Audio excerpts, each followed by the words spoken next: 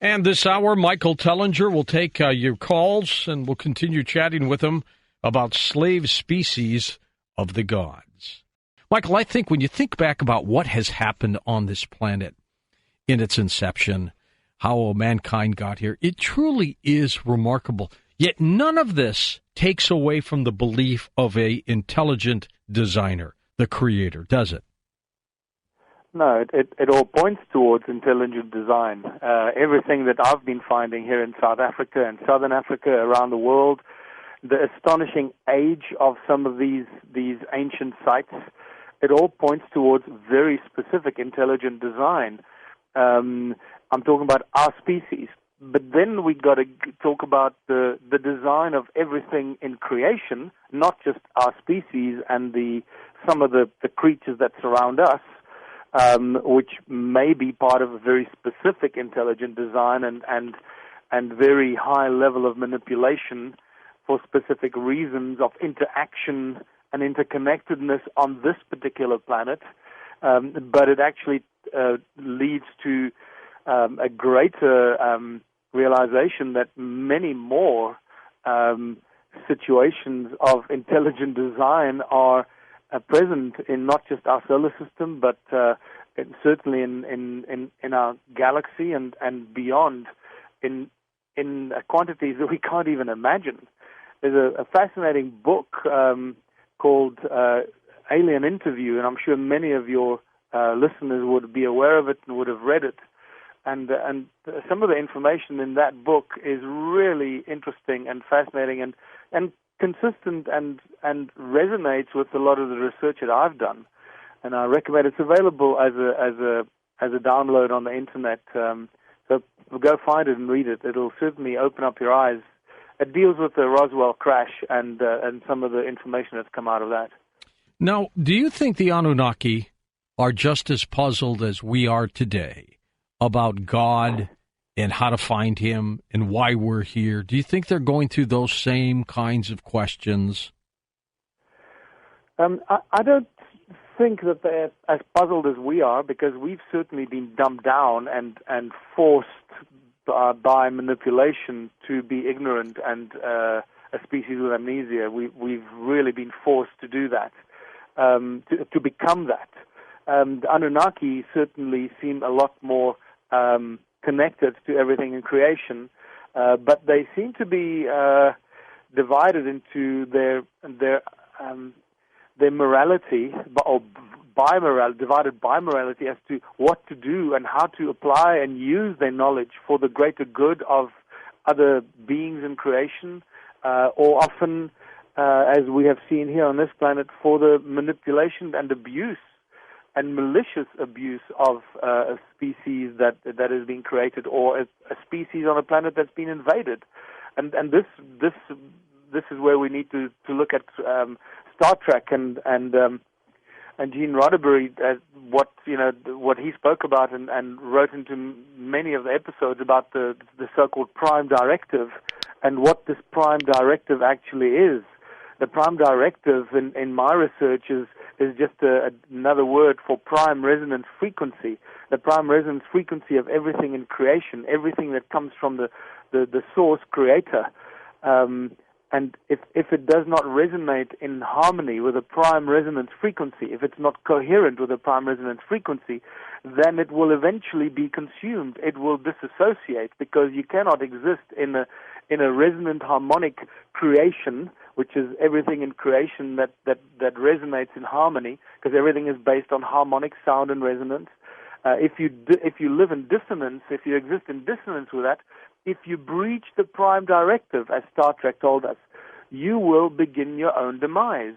Because just like cancer cells, if cancer cells are created within a healthy body, your healthy body will overcome the cancer cell and eventually will expel and kill the cancer and beat cell. And beat it. So this is all connected. It's just a beautiful story, and this is why the discoveries that I've made here in Southern Africa, the fact that we're dealing with sound and resonance and frequency as a source of energy and technology in ancient times, is all connected to our greater understanding of the laws of nature, if we can call it that.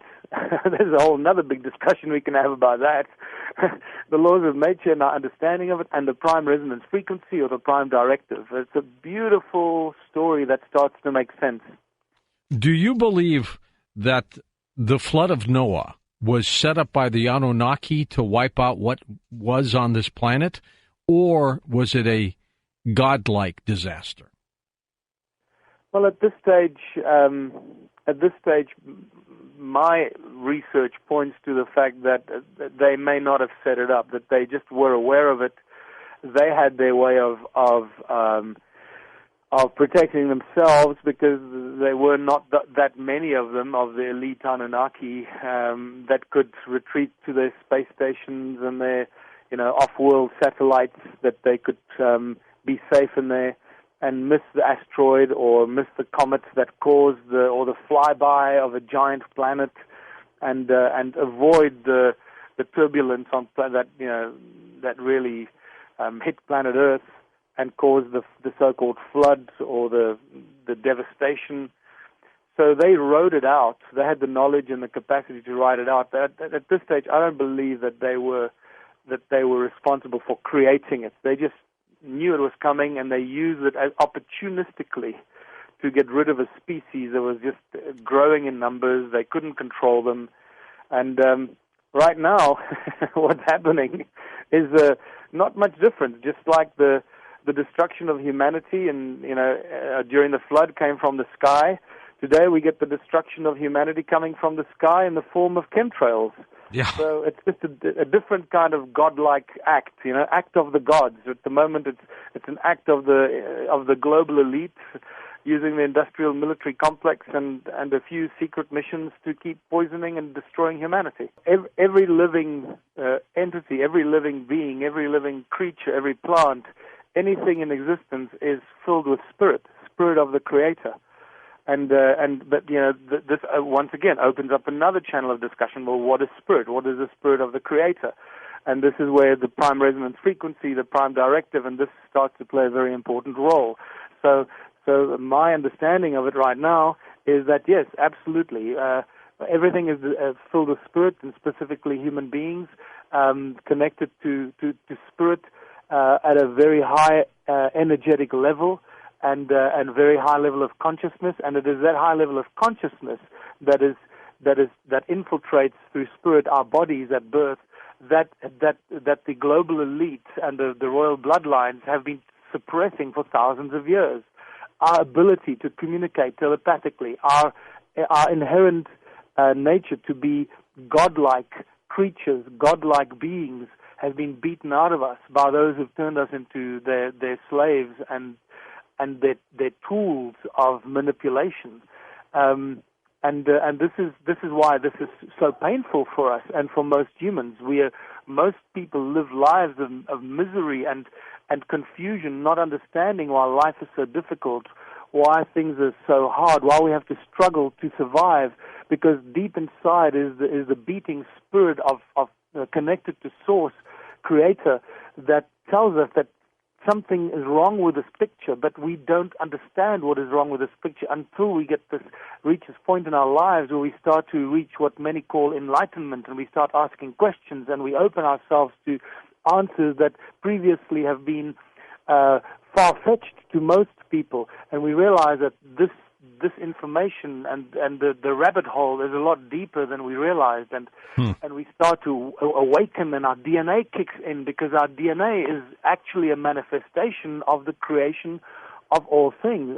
In our DNA, which is a manifestation of the source resonance of the Creator, starts to reawaken, and that gives us as spiritual beings and spiritual entities the capacity to reach higher thoughts and start to reawaken and realize who we truly are, that we are infinitely potential spiritual beings trapped in a physical body and trapped by the confines of this physical reality that we're in. It is a phenomenal story of awakening, the mass global awakening of billions of people, billions of spirits that have been suppressed and imprisoned on this planet. Doesn't it tell you, too, Michael, that with all the projected different species in this universe, life, that random, that this, was not a fluke of nature for life to exist on all these places. I mean, one might argue if it was just us, hey, maybe something in the universe helped create this that wasn't God. But the fact that we believe that there's so much life out there, it had to have been created and developed, don't you think?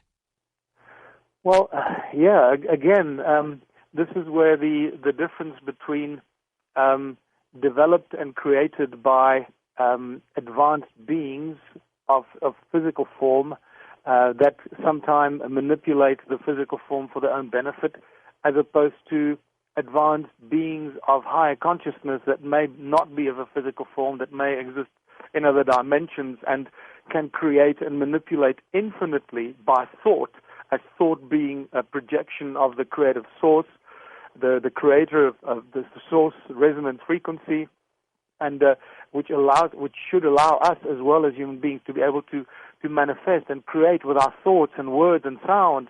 And once again, this brings us back to the manipulation of humanity, and the Tower of Babel event, where we're told that the gods looked down at humanity and realized that they were reaching high levels of consciousness, and they suddenly realized that the people could start manifesting and could manifest and create things with their thoughts and their words, and the gods said, let us go down and destroy their language, because if they can do this, they can become like us. And that has nothing to do with being able to build a very big building or a tower. It's got everything to do with realizing that the species that was created was waking up, was reaching high levels of consciousness, that they were stringing together the ability to think and speak words and combine the two forces of thought and sound and being able to manifest, and that really made the new species godlike. And this was not good for the manipulators and those who wanted to continue abusing the species and dumb them down. Once you get, this is the beautiful thing, George, is once you really come to terms with the understanding of sound source, sound resonance and frequency, everything in creation is very, very easy to explain. How to cure disease, how to manifest, how to communicate your thoughts to everyone and everything instantaneously throughout the universe and throughout everything in creation. And some of the scientific discoveries, and specifically some of the breakthrough discoveries and scientific theorems posted by people like Nassim Haramein, his studies into the vacuum and the density of the vacuum, and if you apply that to resonance and the speed of sound, you realize that we're now really knocking on the door of understanding how all this fits together, sound and resonance, and the 0 point field, and how things just suddenly pop up into manifestation. It's a phenomenal point that we are sitting at right now, where billions of people can tap into this knowledge virtually overnight once you get these simple few ideas, I guess. UFOs are not just flying around in the sky. They're what are they called? Unidentified submerged objects, USOs as well. True.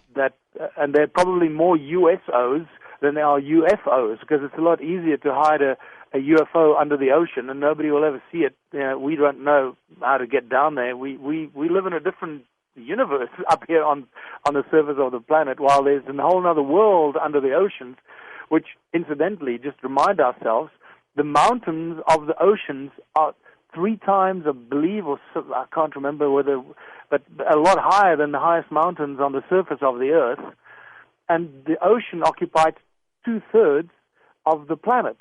So there's a lot more space in the oceans than there is on the surface of the Earth. Because there you can travel up and down as well in the water, and you're not just restricted to the surface of the Earth that we are on the outside. So there's a lot more going on in the oceans on our planet than we could ever possibly imagine. So we got to keep our minds open to all possibilities. all of this research that I've been doing into origins of humankind, ancient civilizations, discovering this phenomenal ancient technology of sound and phasers that they used, having the tools that they used in my hands, and not only having them thinking that they are tools, having the scientific evidence and the measurements that we're dealing with advanced technology, because we got several readings, dozens of readings, electronic measurements of the stone circles, of the stone tools, the sacred stones, the donut-shaped stones with the holes in them that emit incredible amounts of energy. I'm talking about supersound technology. I'm talking about hypersound. So having a real scientific understanding of this advanced technology in our hands, the point is that what do we do with all this knowledge and this information? And it's that really brought me to realizing that humanity lived without money for much longer than we've been living with money. Michael, the slave species of the gods theory, of course, with the Anunnaki, they apparently, when they did leave, they went back to their planet. They had come here originally to look for gold to protect their planet's atmosphere. Were they fighting here? I believe they were, weren't they? Are you talking about fighting other beings or fighting amongst themselves? Amongst themselves. Yeah. Well, that's certainly what Zachariah Sitchin suggests, is that the Anunnaki, had a misunderstanding amongst themselves, and the war of the gods was the result of it, and a lot of turmoil and turbulence occurred on this planet. I wouldn't be surprised if that wasn't just fighting between themselves. It was also actually fighting other beings from other planets and other parts of the universe that were here at that time, trying to protect their part of the world, and already in those early days, reaching agreements and pacts with other beings that this part of the world belongs to us and that part belongs to you, and don't come and trespass in our area. We're mining the gold here. Leave us alone. And then. And this is, unfortunately, where we get the corporate hierarchical structure and the control systems that we have today seem to be handed down to us from the Anunnaki.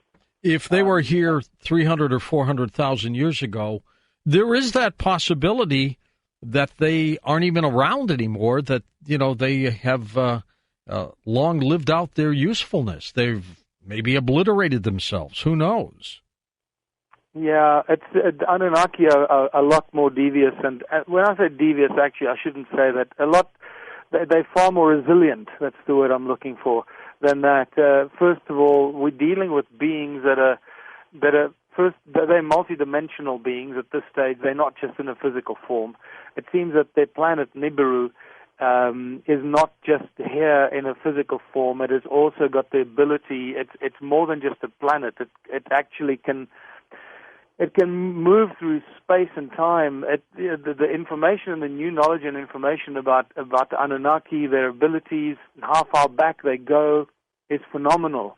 Some of the research that I've got and some of the information suggests that the Anunnaki were among the first beings that came out of the first creation source together, and when we talk about the fallen angelics, the fallen angels, that the Anunnaki are most likely that group of beings, or among those groups of beings that became the fallen angelics and started doing this rogue stuff throughout all of creation, and have been doing it for not just thousands or millions, but billions of years, and possibly even longer.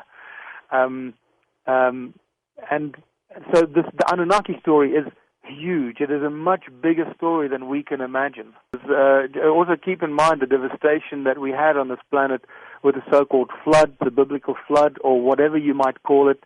There are various researchers and scientists that provide phenomenal evidence geologically and astronomically and scientifically that there were these upheavals in the last 12 to 15,000 years that would have destroyed large parts of this planet. So the people that survived in the last 12,000 years would have, come together and lived in communities, built structures to the best of their ability, often imitating the technology that they had handed down to them by the gods of the Anunnaki, advanced technology and tools that they didn't really understand how they work, but they would often imitate and create such tools and artifacts, but they did not work. And let's just look at a simple example. Like how many of us would be able to build a laser beam? We don't understand the technology of magnetrons and klystrons. The average guy on the street. So if you've been using a laser beam and you take it apart and you see how it works, and then suddenly there's a calamity and you have to build another laser beam, very few people will be able to recreate a laser beam, and yet this is what it looks like and this is what it can do. But unfortunately, your imitation laser beam is not going to have the same effect. And this is what we see in more recent history. But that's just the recent history. The real good, juicy stuff happened, 100, 200, 300,000 years ago. Do you think the Anunnaki probably seeded many places other than planet Earth? There's no doubt about that. There seems to be a lot of evidence for that. Evidence. We have to assume that they did this. They didn't just do this on one planet. They are masters of manipulating reality, masters of bending time, masters of traveling through time, masters of doing all kinds of things that we're only starting to understand, dimensional manipulation and all that kind of stuff. So the Anunnaki story, as I said, is much larger than we imagine. Humanity is under full-blown onslaught, where there's a war against humanity to reduce the human population. They're trying every trick in the book. And somehow it's not working, and that's the big question we should be asking is, why are all the attempts to destroy and kill off humans are not really working? The human population is still growing, and what are we going to do about overcoming the manipulation of humanity, and what are we going to do about the continuing growing population? And the only way we can deal with this is firstly internalizing what has happened over the last few 100,000 years, how we've been manipulated as a species, dumbed down and turned into obedient soldiers. And then what do we do with that knowledge and information? And this is where the Ubuntu philosophy of ancient African cultures, the unity within community rather than competition, breaking down the hierarchical structure of competition and authority, and instilling a culture of cooperation rather than competition to create abundance amongst humanity rather than scarcity, because we live on an abundant planet and not a planet of scarcity. And those are some very simple steps that we need to take to start turning back, to start this exploding humanity and bringing it back to a beautiful planet of harmonic resonance and abundance for all. So this is why I believe the knowledge that we've gained from the last few 100,000 years, the work that I've done, the work that many brilliant scholars have done and shared with us, we need to take that information and put it to good use for humanity. There's overwhelming evidence that there are some ETs out there that are desperate for our DNA, that different timelines, different dimensions, whatever you want to call it, ETs that have caused some serious trouble in ancient times, in past, in different timelines, that have pretty much caused their own demise. I believe they're the victims of breaching the prime directive. And again, people that think I'm crazy, that I keep quoting Star Trek, there's a lot more to it. And if you think about Star Trek for the last 50 years or whatever, pretty much everything we've learned from Star Trek or seen on Star Trek has either become reality or is becoming reality, right? And this is what's happening here. I think that some of the ETs that have come here and manipulated humanity and caused problems in other parts of creation are now suffering the consequences of breaching the prime directive, messing with the prime resonance frequency, and now experiencing their own demise and trying everything they can to prevent the destruction of their species.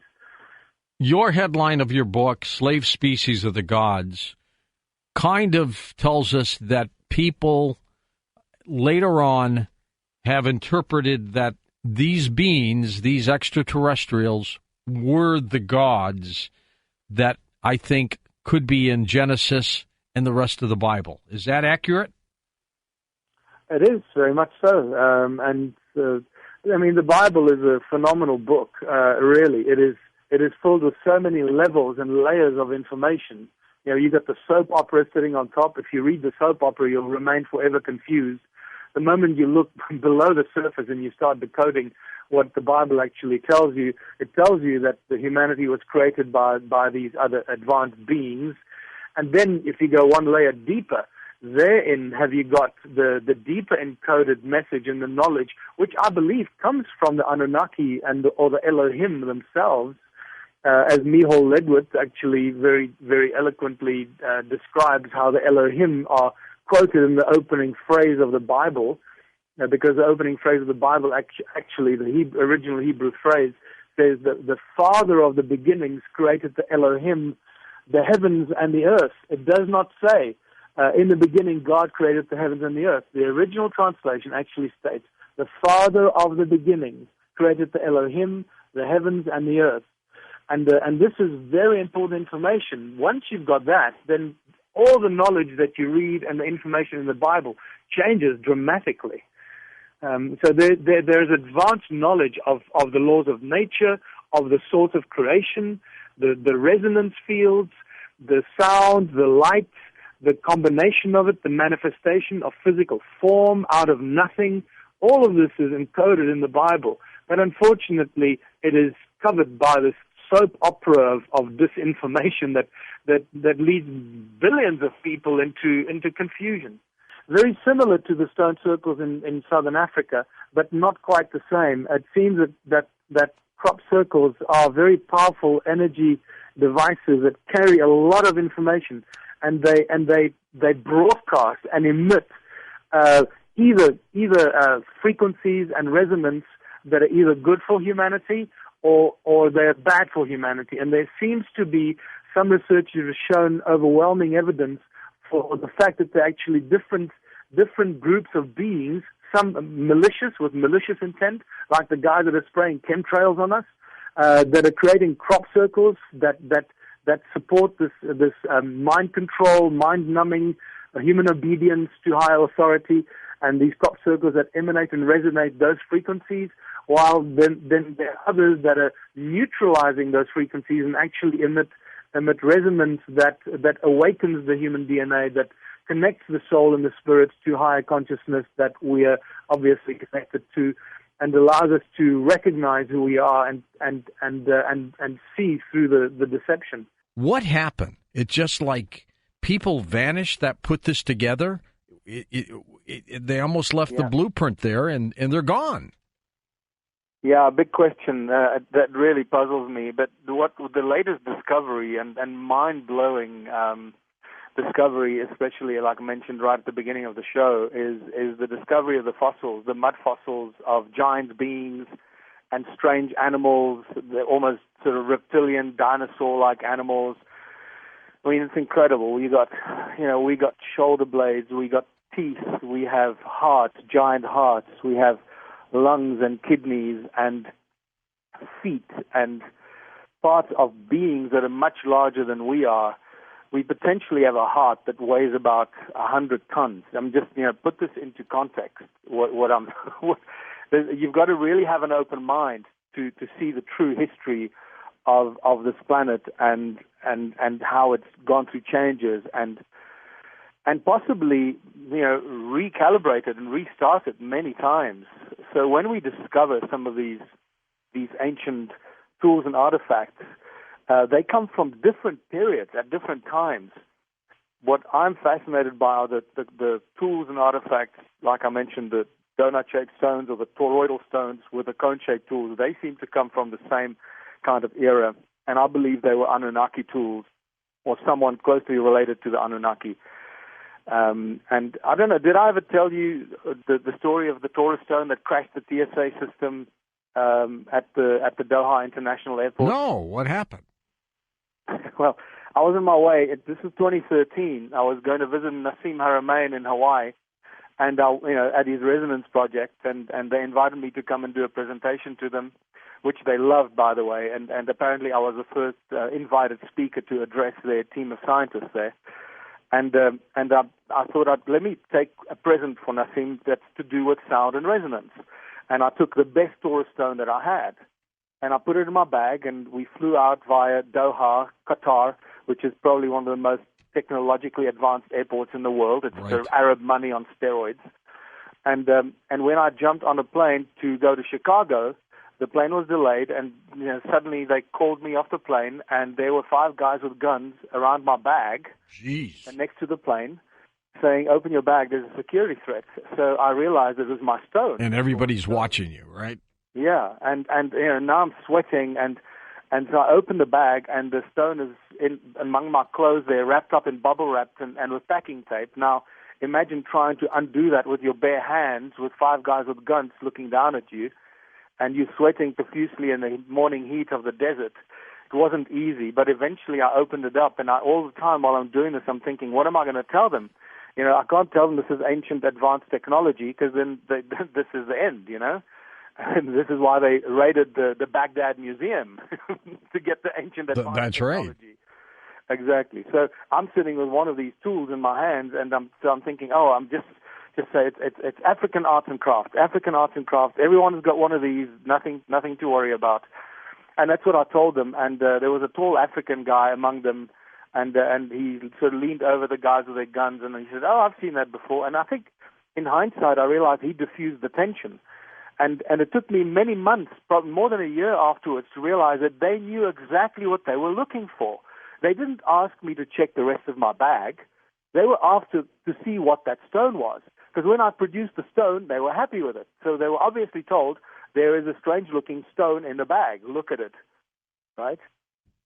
This is really weird stuff, man. And then when I got back on the plane, the captain had come out of the cockpit, and the captain said, "Whatever is in that bag crashed the TSA security system. This is why they prevented the plane from taking off."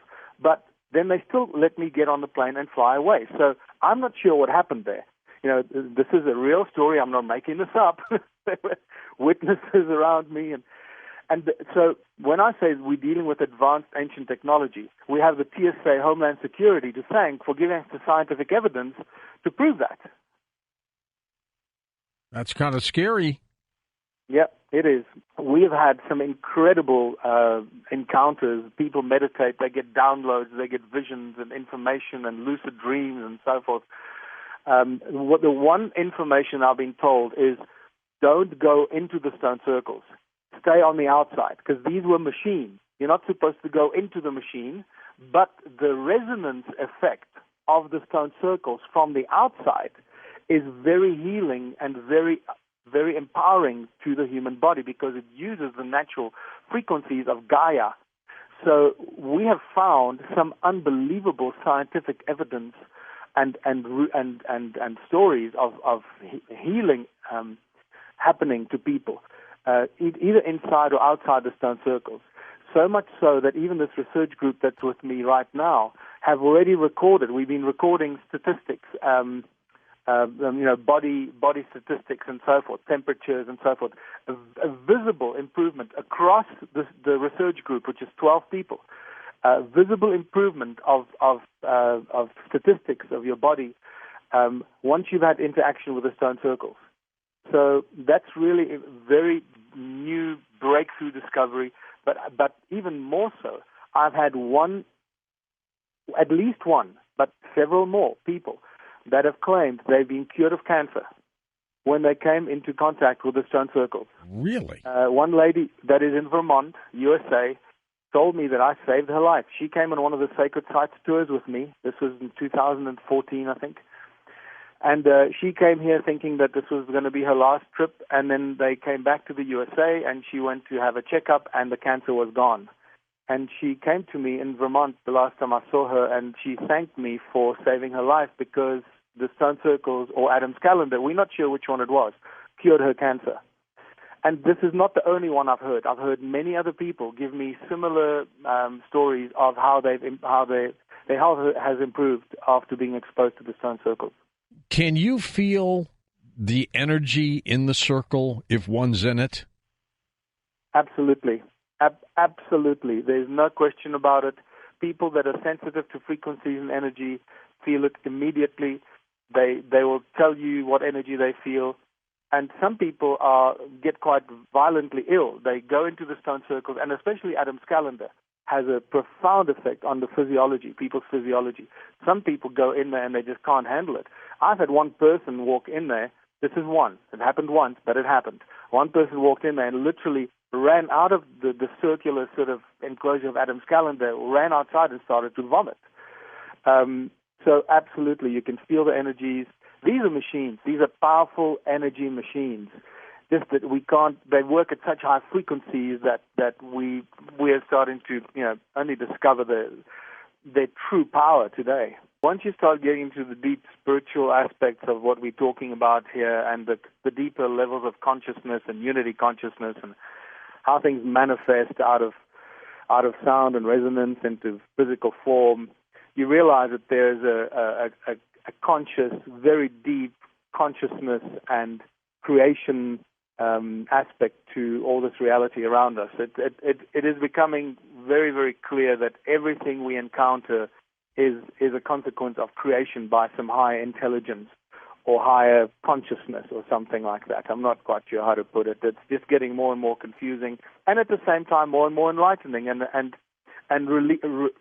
relieving, because it brings relief to this insanity we find ourselves in, which, by the way, the Ubuntu movement does as well. We started to talk about that before the break. So yeah,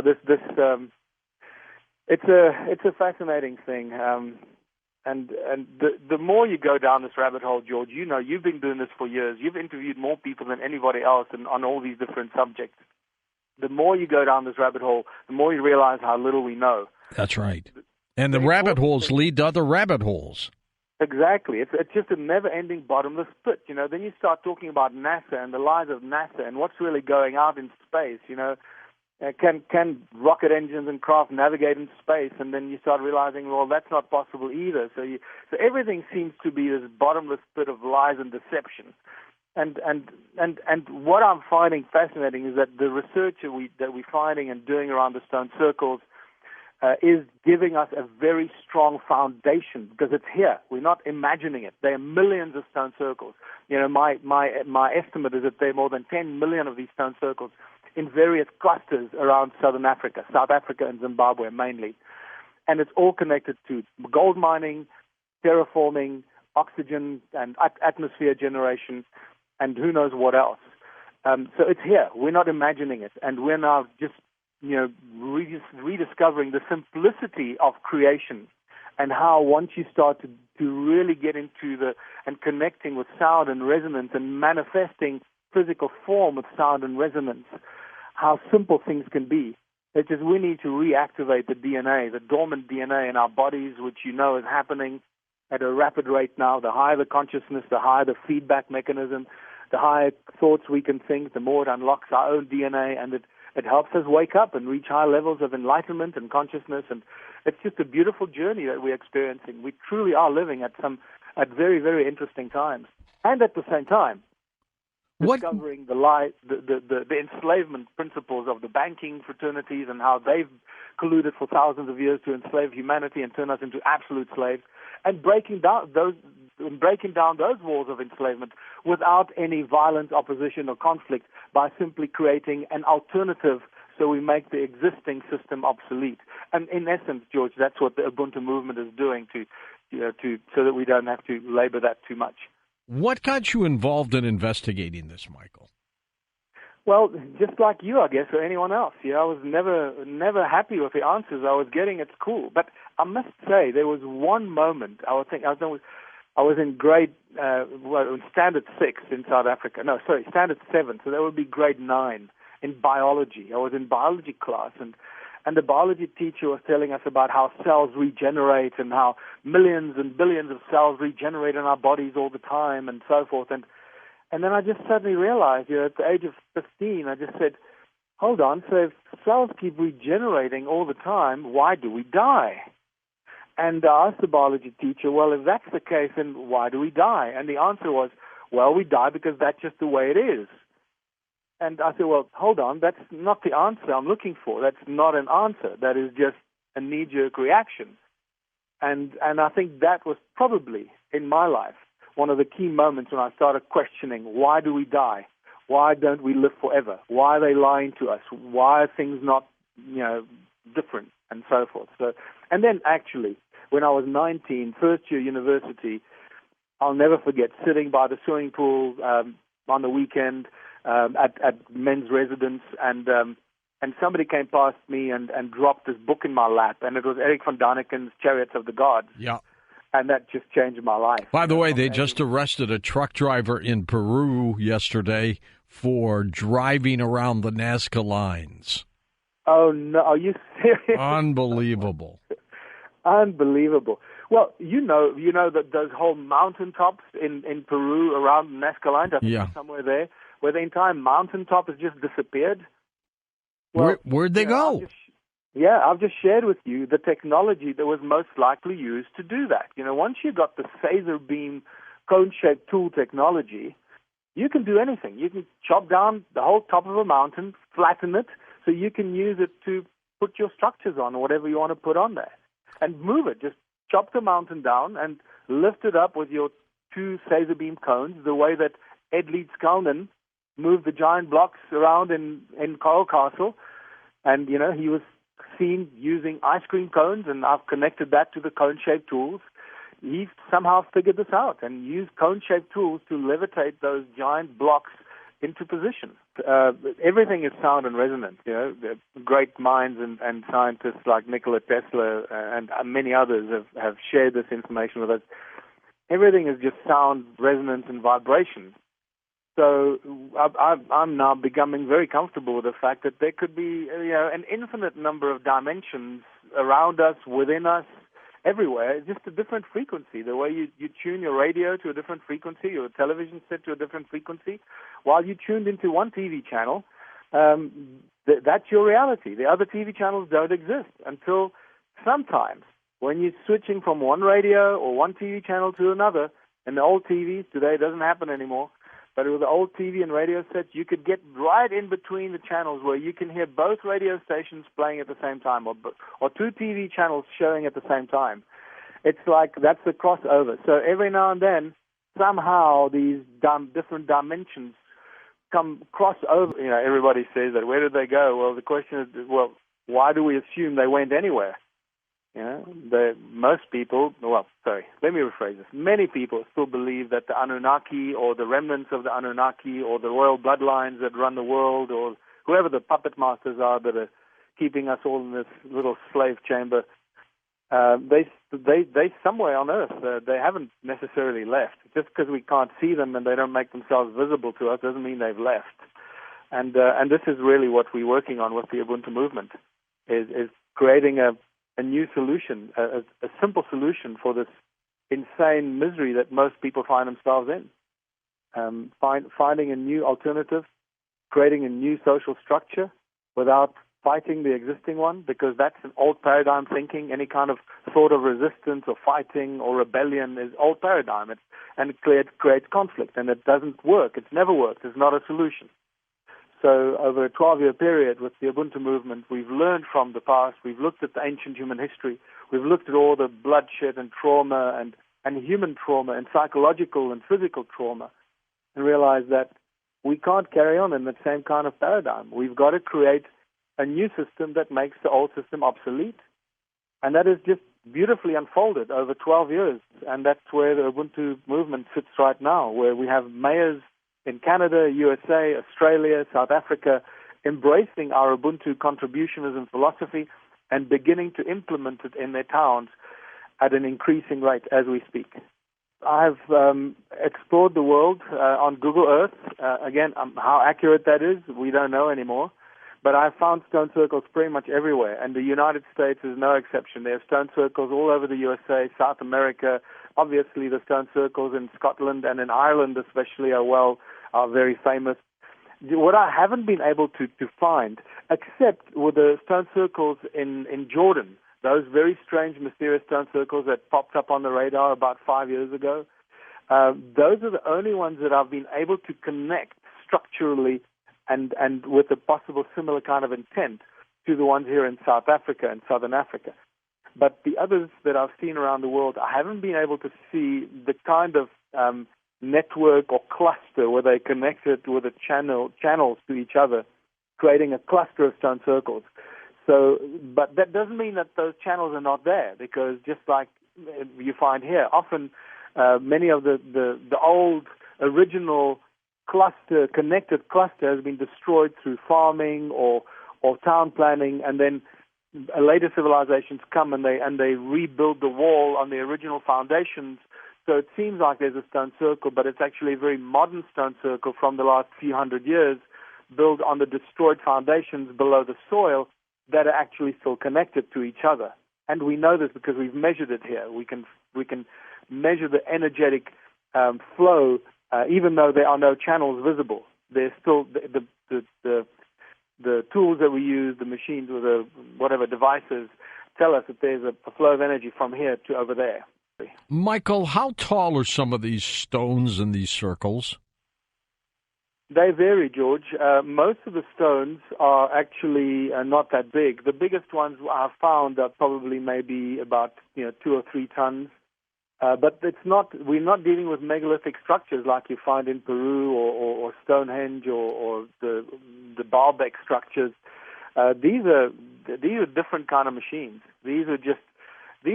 Think about sand on a metal plate. How the sand, when you put sound frequencies through the metal plate, how the sand automatically navigates itself towards the cymatic, the shape of the sound itself.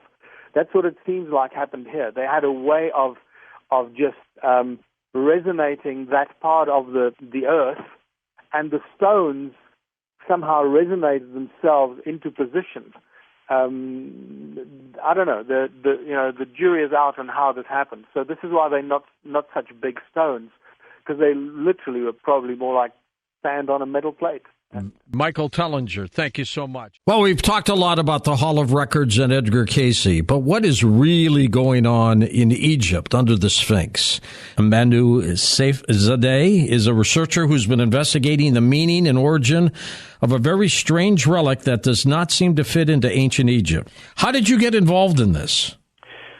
I was researching, I was looking at inscriptions that might help us to figure out who designed the Great Pyramid, and I was interested in the layout of the pyramids, if there's any inscriptions that may reveal that there was a master plan.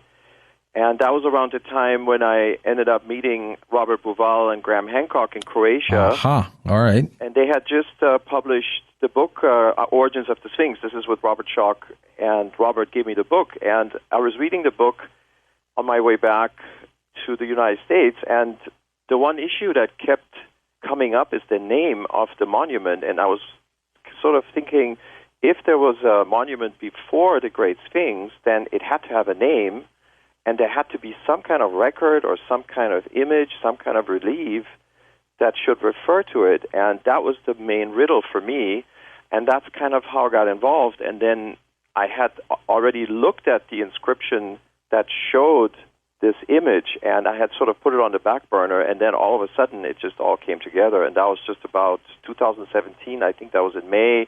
The Hall of Records, we've always been told from the late Edgar Cayce, might have been in 3 places: Bimini, Central America, and at the base of the Sphinx. Yes.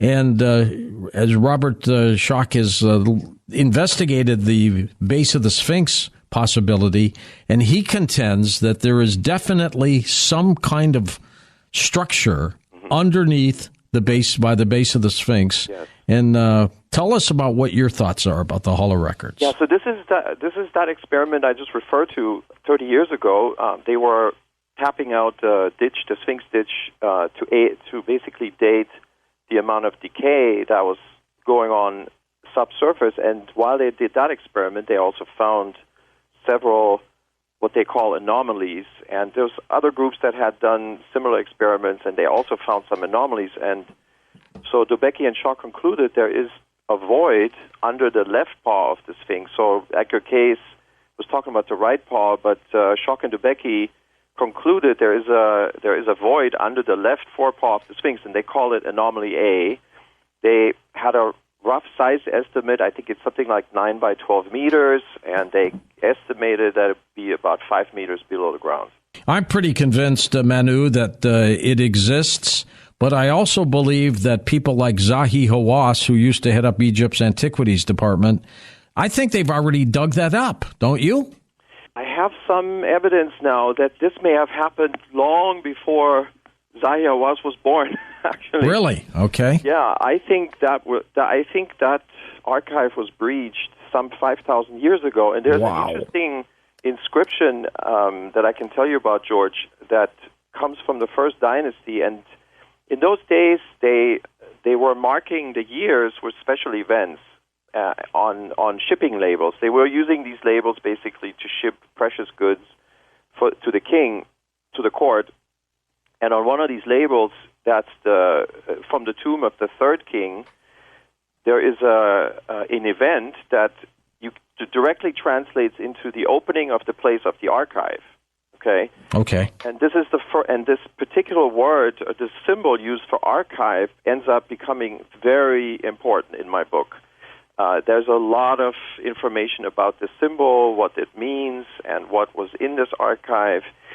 And so this is one piece of evidence. And then there's other evidence that I also talk about in the book that leads me to believe that this archive was breached a long time ago. And as a matter of fact, that breach may be partially responsible for why the civilization by the Nile was able to flourish. So there was some knowledge that came with the archive, obviously, and that ended up influencing state religion, the belief system. So it was pretty instrumental, I think. And it was based on astronomy. When you say that it may have been breached 5,000 years ago, do you think they raided it, whoever was doing that, and took out everything that was in the Hall of Records, or are there still artifacts there? The way I'm reconstructing is there was a provisional administrative facility at Giza, and it was guarded by the monument that came before the Great Sphinx. And we have published this, Rob Bouval and Schock and I have published this paper, where we show this particular piece of evidence I'm referring to. So I think after the conquest of the north by the south under Narmer, there was a provisional administrative facility at Giza, and that is the time when this archive was breached. And maybe it was used at the time, but then at some point the archive was moved. So part of the story, George, is that archive is actually portable. The particular symbol that I'm talking about, there's very good evidence from the writings of the ancient Egyptians that this was an ark. It was a portable archive that could be moved, and in fact, it was moved from sometime after this time period I'm just talking about, from Giza to another city called Hermopolis. And Hermopolis is about halfway between Thebes or Luxor and Egypt's Delta, Giza, if you wish. Halfway, that's called Hermopolis. That's the city of Thoth. And so in that city, there was a library, and that is when this archive now shows up.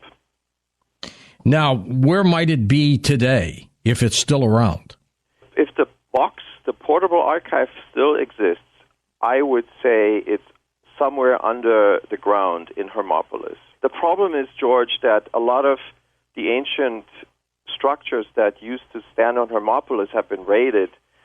The stone blocks have been burned and melted, and so there's not much left over. There's a few columns there from the Temple of Thoth, but my hunch is that if there is something there, it's somewhere in those fields where the Temple of Thoth is. Now, when you say the Ark, are we talking about something like the Ark of the Covenant, something that looks like that? It's the same idea. Yes, I don't want to sound like it's the same or it looks the same, but it's the same idea that it is a portable archive, the size of a box, and there is some very esoteric special information inside of that box. And in the book, I have at least one piece of item. It's a painting, basically, that is very unique in ancient Egypt. There's only one of its kind, and the information on that painting is so unusual that it just doesn't fit into ancient Egypt because it basically shows the heliocentric solar system. And we know that the ancient Egyptians did not know that the sun is in the center. In fact, they thought the earth is in the center. Aha. Okay. And in addition to that, there is 9 orbits. And I go through great lengths in the book to reconstruct exactly, first, that there are 9 orbits, that it stands for 9 orbits, and that this is a cosmogram, basically. And so this cannot possibly have been generated, this information, by the ancient Egyptians.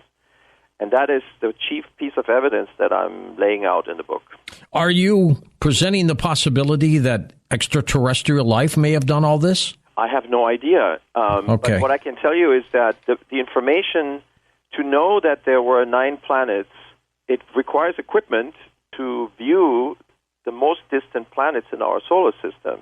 Whoever generated this knowledge must have had that kind of equipment. And maybe we're talking about a high magnification telescope or something like that.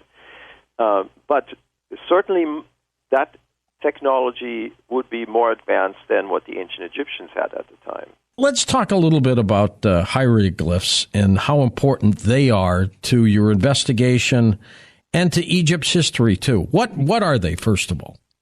Yeah, so this is a writing system that most people misunderstood, I think, because they were looking at the images. They're just dazzling. When you look at these symbols, they're hypnotizing, and this effect has happened to me too when I was looking at them close up.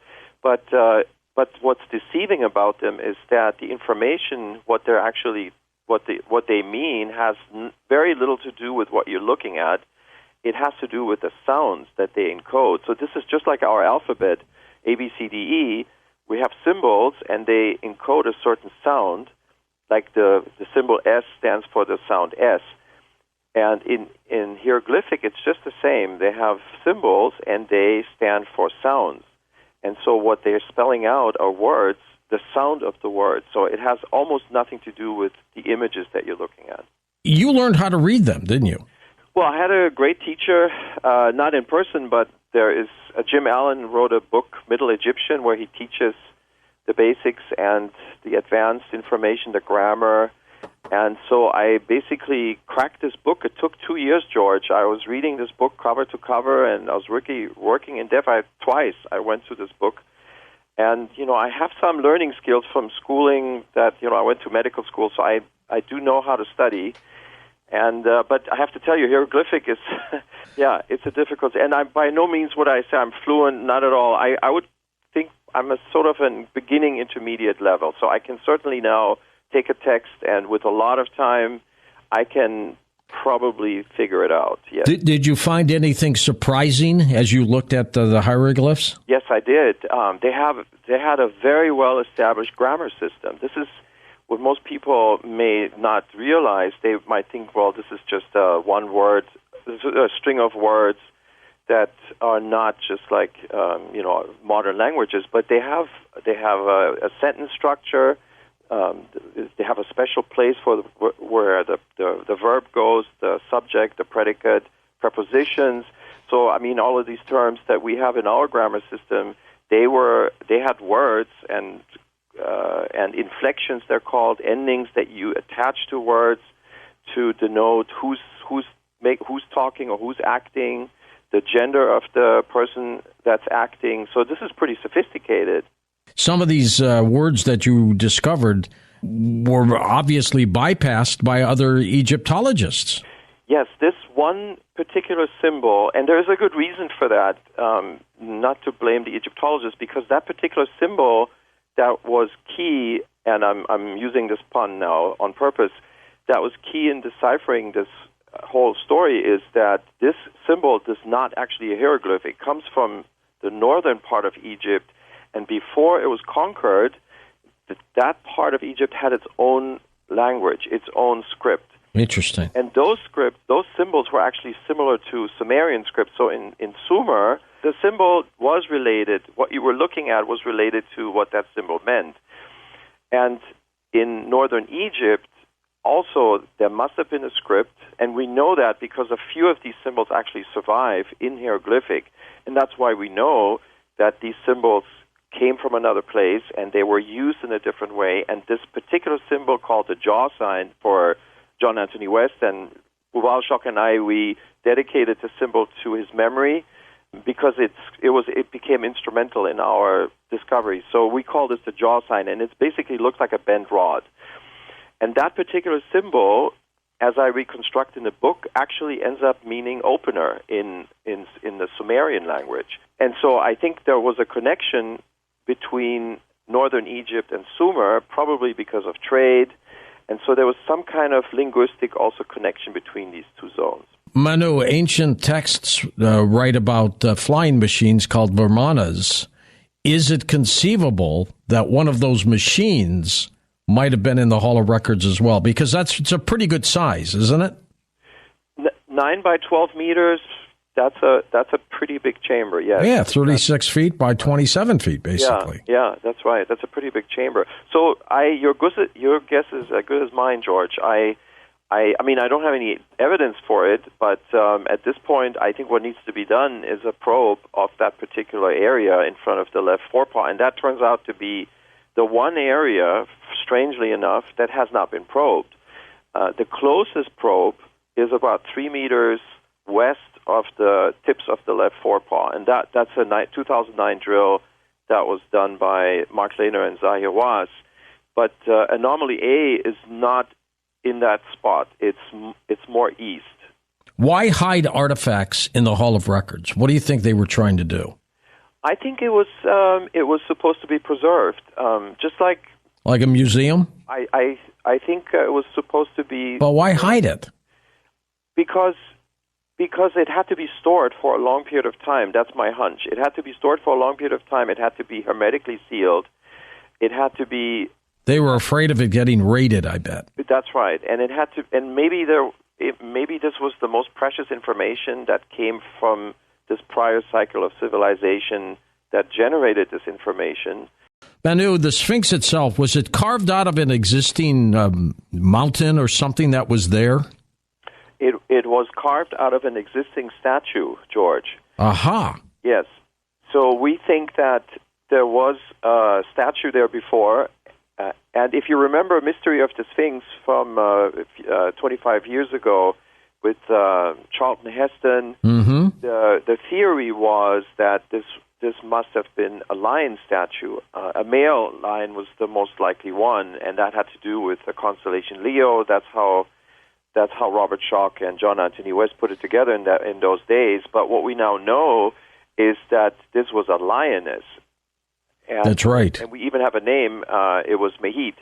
So we can date this monument all the way to the beginning of the Egyptian state, about 5,000 years ago or 3,000 BC. That's when Mehit first appears in the written record. Now, the structure that was there prior, how old do you think that was? According to the measurements by Dobecki and Schoch, this goes back to something like 10,000 BC, and that has to do with the subsurface weathering that they determined with the seismic refraction experiment. It has to do with the surface erosion of the rock that you can see, especially around the Sphinx. And if you compare that to other similar monuments just to the south of the Great Sphinx, they are not eroded in that same way. And so if you take all of those observations together and you quantify them, which is what Robert Schoch and Thomas Dobecki did basically, you can take this all the way back to something like 10,000 BC. And then there's also astronomical evidence that was put forth by Robert Bouval. And so Robert proposed that the Sphinx was staring at its own image in the sky, and so we're talking now the age of Leo. So when the sun was rising into the vernal equinox, the constellation Leo was hovering just above the horizon, and that, amazingly, that timing actually matches very nicely with what Schoch and Dobecki were saying. Edgar Cayce was born in Hopkinsville, Kentucky, back in March of 1977. He died in Virginia Beach, Virginia, in 1945. He was 67 years old. And during that life, he became sort of a celebrity, especially toward the end of his life. And he's believed, of course, to be an expert in just trance state meditation, psychic work, predicting the future, reincarnation, understanding the Akashic records. Edgar Cayce. But who really was he? Midge Horowitz was raised in a world of Bigfoot stories, UFO sightings, Carlos Castaneda books, and he grew up determined to find the truth. Mitch has written on everything from the war on witches to the secret life of Ronald Reagan. He's a vice president and editor at Tarcher Penguin. That's a division of Penguin Books. He is dedicated to metaphysical literature as well. He is the host of Origins, which is a web series on superstitions. And here he is back on Coast to Coast. Mitch, always a pleasure. George. Glad to be here. What's new with you? Oh, I am working away, been researching superstitions, trying to figure out why we have so many Fridays the 13th this year. We have another one coming up this Friday, a topic I'm very interested in, and keeping busy with Edgar Cayce and every question of the unknown. We're going to get into Cayce, but the last Friday the 13th, of course, in Feb. Why are people so scared of those dates? You know, it taps something really deep in human nature. Superstition around the number 13 actually goes back to ancient India. It was considered unlucky to have 13 people at a banquet or 13 people in your home. And that number pops up as an unlucky number in Nordic mythology, in Christian history, during the Renaissance. And when you start to find something like that occurring across all different cultures and through different time periods, you begin to ask, what did these people know? I'm always looking for confluences. And when people are separated by great distances of time, and they're all fearful of the number 13, it raises some questions. It sure does. Is it an unlucky number for most people? You know, for some people, actually, the number 13 is considered to be a lucky number. There are a lot of people with occult and esoteric beliefs who feel that the number 13 has brought good things to them. But for Orthodox Hindus and for some Christians who feel that the number 13 coincides with the Last Supper, Judas was thought to be the 13th man at the Last Supper. It's a scary number. Yeah, it sure does. Edgar Cayce, of course, the late great American prophet, Mitch. He was one of a kind, wasn't he? Oh, he sure was. I mean, Cayce is a name that by all rights we shouldn't know at all today. I mean, he was born in rural Kentucky, a farming community that didn't see its first paved road until the 1930s. But Cayce amassed a record of more than 14,000 clairvoyant readings, ranging from medical readings to earth change prophecies, to readings on spirituality and personal development. And he had so many correct hits. He made such a difference in the lives of so many thousands of people that he became the most famous psychic of the 20th century. People say that he was very good in his trance-like readings on health, but that he missed the mark on the future when he made future predictions. What do you think? I think that is a fair criticism. There were a number of predictions that Cayce made about earth change prophecies, for example, that were supposed to take place in the 1990s. And based on what we understand, many of these things did not occur or did not occur in the way that Cayce predicted. But there were other historical prophecies that are still unfolding that I think are quite remarkable. For example, Cayce believed that we had the timeline of ancient Egypt all wrong. He believed that ancient Egyptian civilization was much older than archaeologists commonly believe. That is one of the most important questions of our time. It's also one of the most neglected questions of our time. The Boston University geologist Robert Schoch has water tested the oldest portions of the Great Sphinx. Yeah. And found that there is water erosion that he dates back to about 10,500 BC, which coincides with the Cayce readings. Now, if this thesis is correct, it upends our entire historical timeline. It raises questions of whether there was an ancient civilization such as Atlantis, which Cayce talked about, that we don't know about. So some of Cayce's ancient prophecies, I think, are still unfolding questions in our own time. Some of our younger listeners probably don't know the name Edgar Cayce, Mitch, at all, so tell us a little bit about him for them. Edgar Cayce was a very humble man. He was a devout Christian. He was born in a tobacco farming community in western Kentucky just about 12 years after the end of the Civil War. He was a photographer. He was a modest man. He never sought fame. He never sought controversy. He never sought celebrity. But he discovered in the early 20th century that he could go into a trance state from which he could diagnose, from which he could clairvoyantly diagnose and prescribe natural cures for the diseases and ailments of people that he had never met. Now, there were lots of folks like this bopping around America in the early 20th century, and we've forgotten most of them. But Cayce began to amass this record of accuracy, and sooner or later, people began to pay attention. He was investigated by psychologists from major universities, including Harvard. He was written about in the New York Times and other national publications, and people began to write to Cayce by the thousands, asking for medical readings, and he amassed a record of more than 14,300 readings, some of which dealt with medicine, some of which dealt with some of the other topics that we've been talking about, and he had a remarkable rate of success for being able to diagnose and prescribe cures for illnesses of people who he had never met, who lived in other parts of the world. And for that reason, because of the existence of that record, Cayce's name and fame began to grow. And there was something special about this man.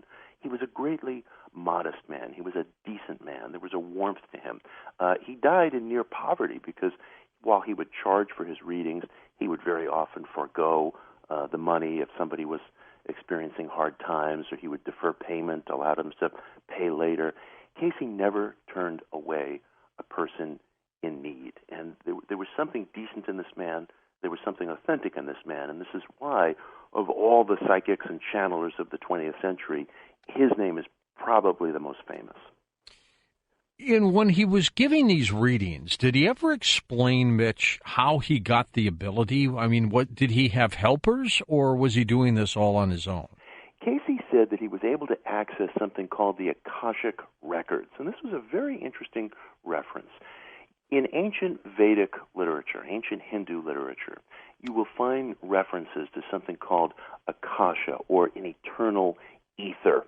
And some people believe that this eternal ether formed a record of all events that had ever happened on Earth.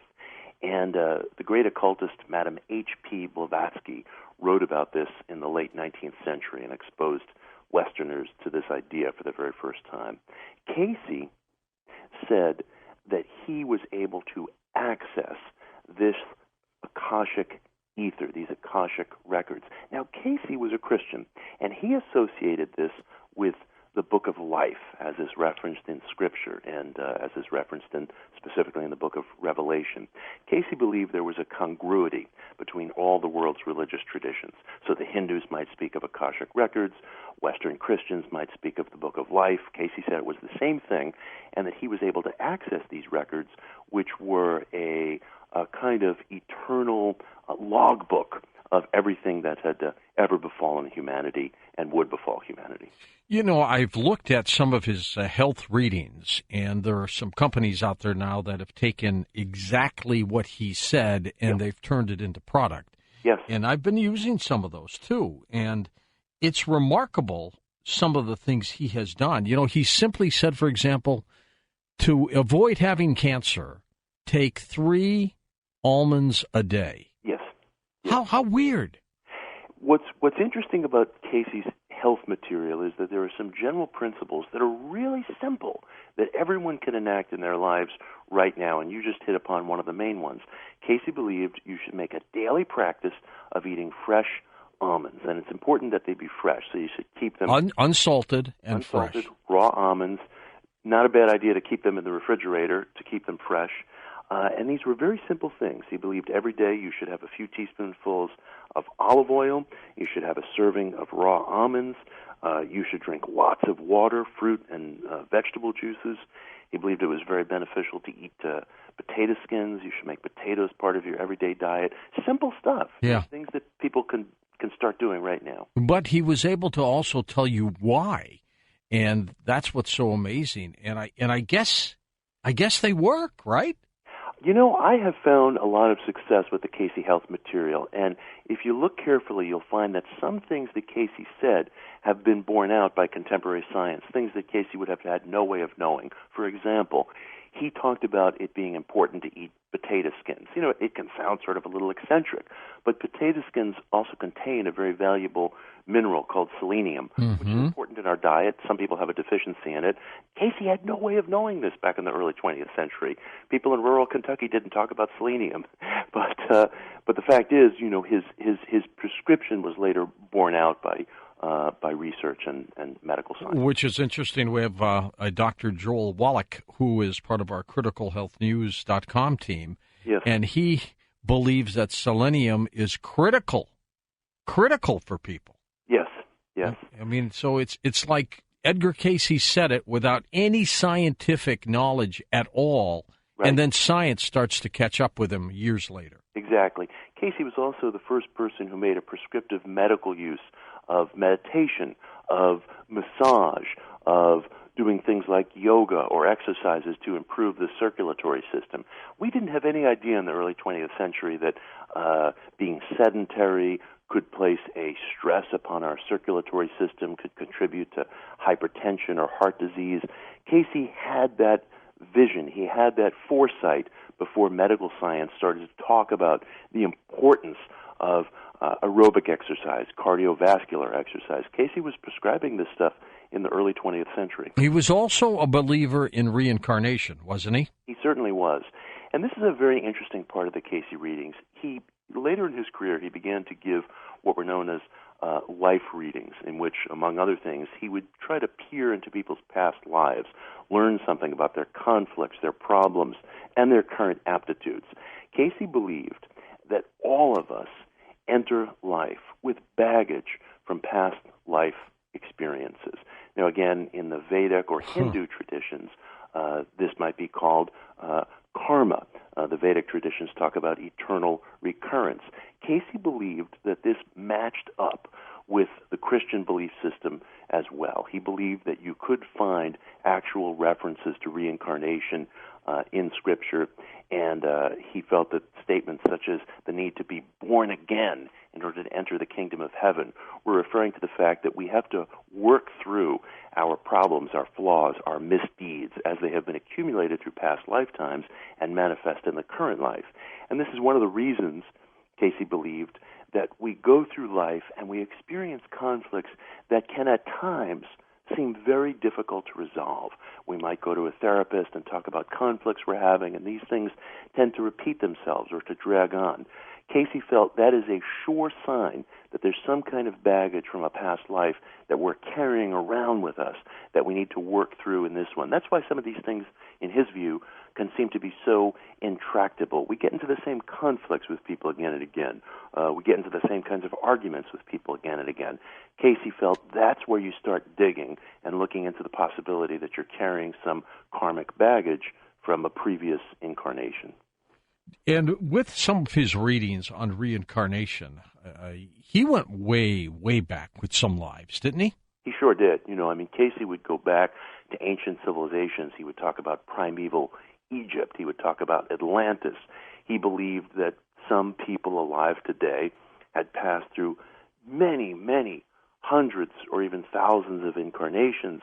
He would talk about his own family having conflicts that went back to ancient Egypt. And his son, Hugh Lynn Cayce, who was a very sober, very practical-minded guy.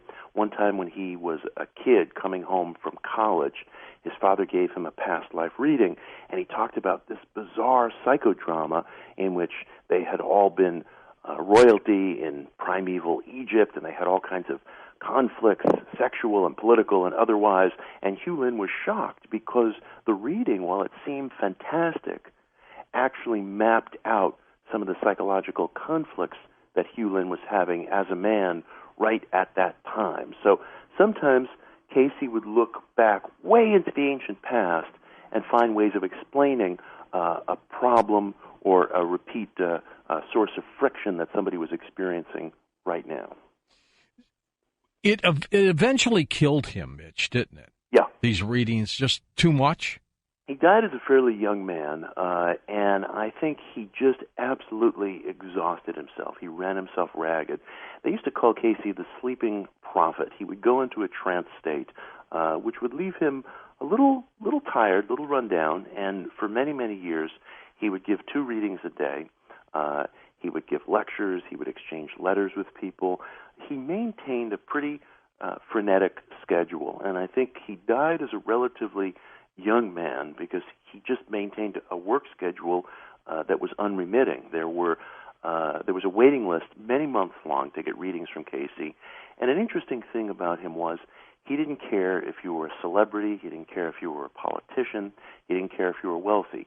Your name would go on the waiting list along with everybody else's, and he was committed to giving as many readings as he could. It exhausted him, it wore him out physically, as you alluded, but there was no favoritism.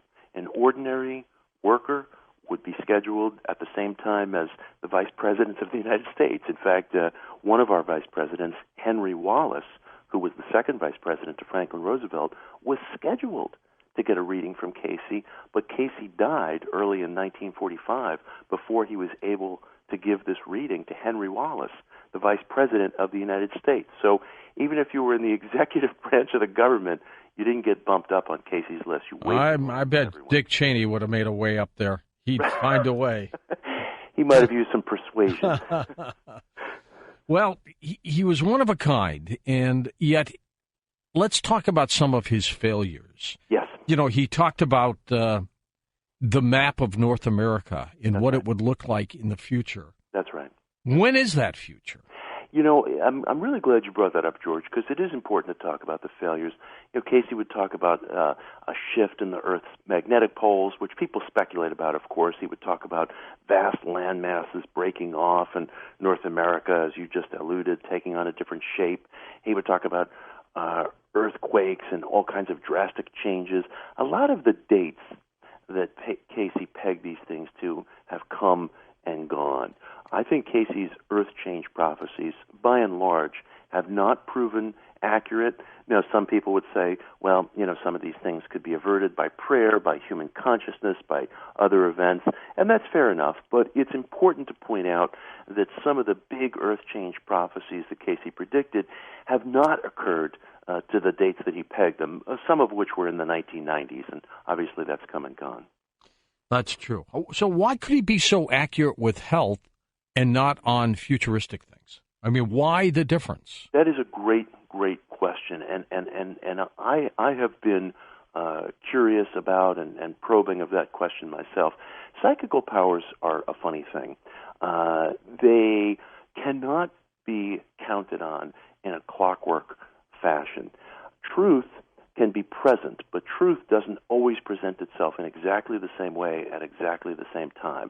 Now, we find the same thing among the biblical prophets. The prophet Jonah complained that he was making prophecies and the prophecies weren't coming true, and he felt he was being humiliated or that he was playing the part of false prophet.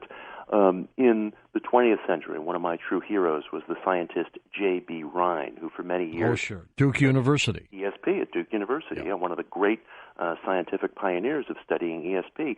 Many of Rhine's subjects, who he tested under the most stringent conditions, would show incredible powers of precognition, and then some trauma would happen in their lives or something would happen, and their powers would diminish or their powers would go away. There was no way that this was a fraud or a mistake in the first place because Rhine's test conditions were absolutely stringent. Mitch, a couple days ago, I was talking about Atlantis, of course, and that was one of Edgar Cayce's really big stories. He was such a believer in Atlantis, the Hall of Records. What have you been able to uncover about that? Well, you know, Cayce believed that the location of Atlantis, the ruins, might be found somewhere in the Caribbean, maybe in the Bahamas area, in the Bermuda Triangle area, or off the coast of Cuba. And there has been some research and some expeditions have gone there. Some of these have been funded by Cayce's organization called the Association for Research and Enlightenment. And they found some interesting possibilities, nothing definitive yet. But I think we're going to really find something extraordinary, either in this generation or in future generations, in connection with the water erosion that was detected on the oldest portions of the Great Sphinx. That was something that Cayce talked about in his readings. That was something that has been confirmed by contemporary science. There's still a lot more data to be uncovered. These things are not as easy to research as one would think. There's a lot of politics involved. It takes a lot to get permission to make the appropriate studies on the Giza Plateau and other ancient historical sites. But if this data proves correct, it upends the entire timeline of antiquity. It tells us that human civilization is a lot older than we actually think, and that begs all kinds of fascinating questions about who we are. Well, you've done some great work, some good research. Is there anybody carrying on Edgar Cayce's torch today? Well, there are a lot of channelers out there, and some of them have amassed great followings. Esther Hicks and her recently deceased husband, Jerry Hicks, of course, had the Abraham teachings. A friend of mine, somebody I published named Paul Selig, is a channeler who's done some wonderful work. He has a series of books out that begin with a book called I Am the Word. that's just filled with ethical, beautiful material. A Course in Miracles is a channeled work that's probably touched the lives of a number of your listeners. Channeling has really become a worldwide phenomenon, and it was Edgar Cayce, actually, who coined the term channel. Channeling has really become part of our religious life, and I think A Course in Miracles and Paul Selig's work are probably some of the most enduring pieces of channeled spirituality that people are experiencing today. You know, with what's going on at ARE down in Virginia Beach, Virginia, they do a great job down there. They are terrific. That place is my favorite New Age center and spiritual center in the country, and anybody who hasn't had a chance to visit, if you can get to Virginia Beach and visit the Association for Research and Enlightenment, ARE, you will be in for an extraordinary treat. There's all kinds of natural health services you can get there. You can attend metaphysical lectures. And there's such a warmth about the place. You really feel the goodness of Edgar Cayce permeate that place. It's just one of the warmest, nicest groups of people that you'll ever meet. It's not a place that seems, far out or where you're going to feel like you're getting introduced to all kinds of strange ideas. It's a really down-home, friendly atmosphere where you can get exposed to some of the Cayce readings and medical treatments.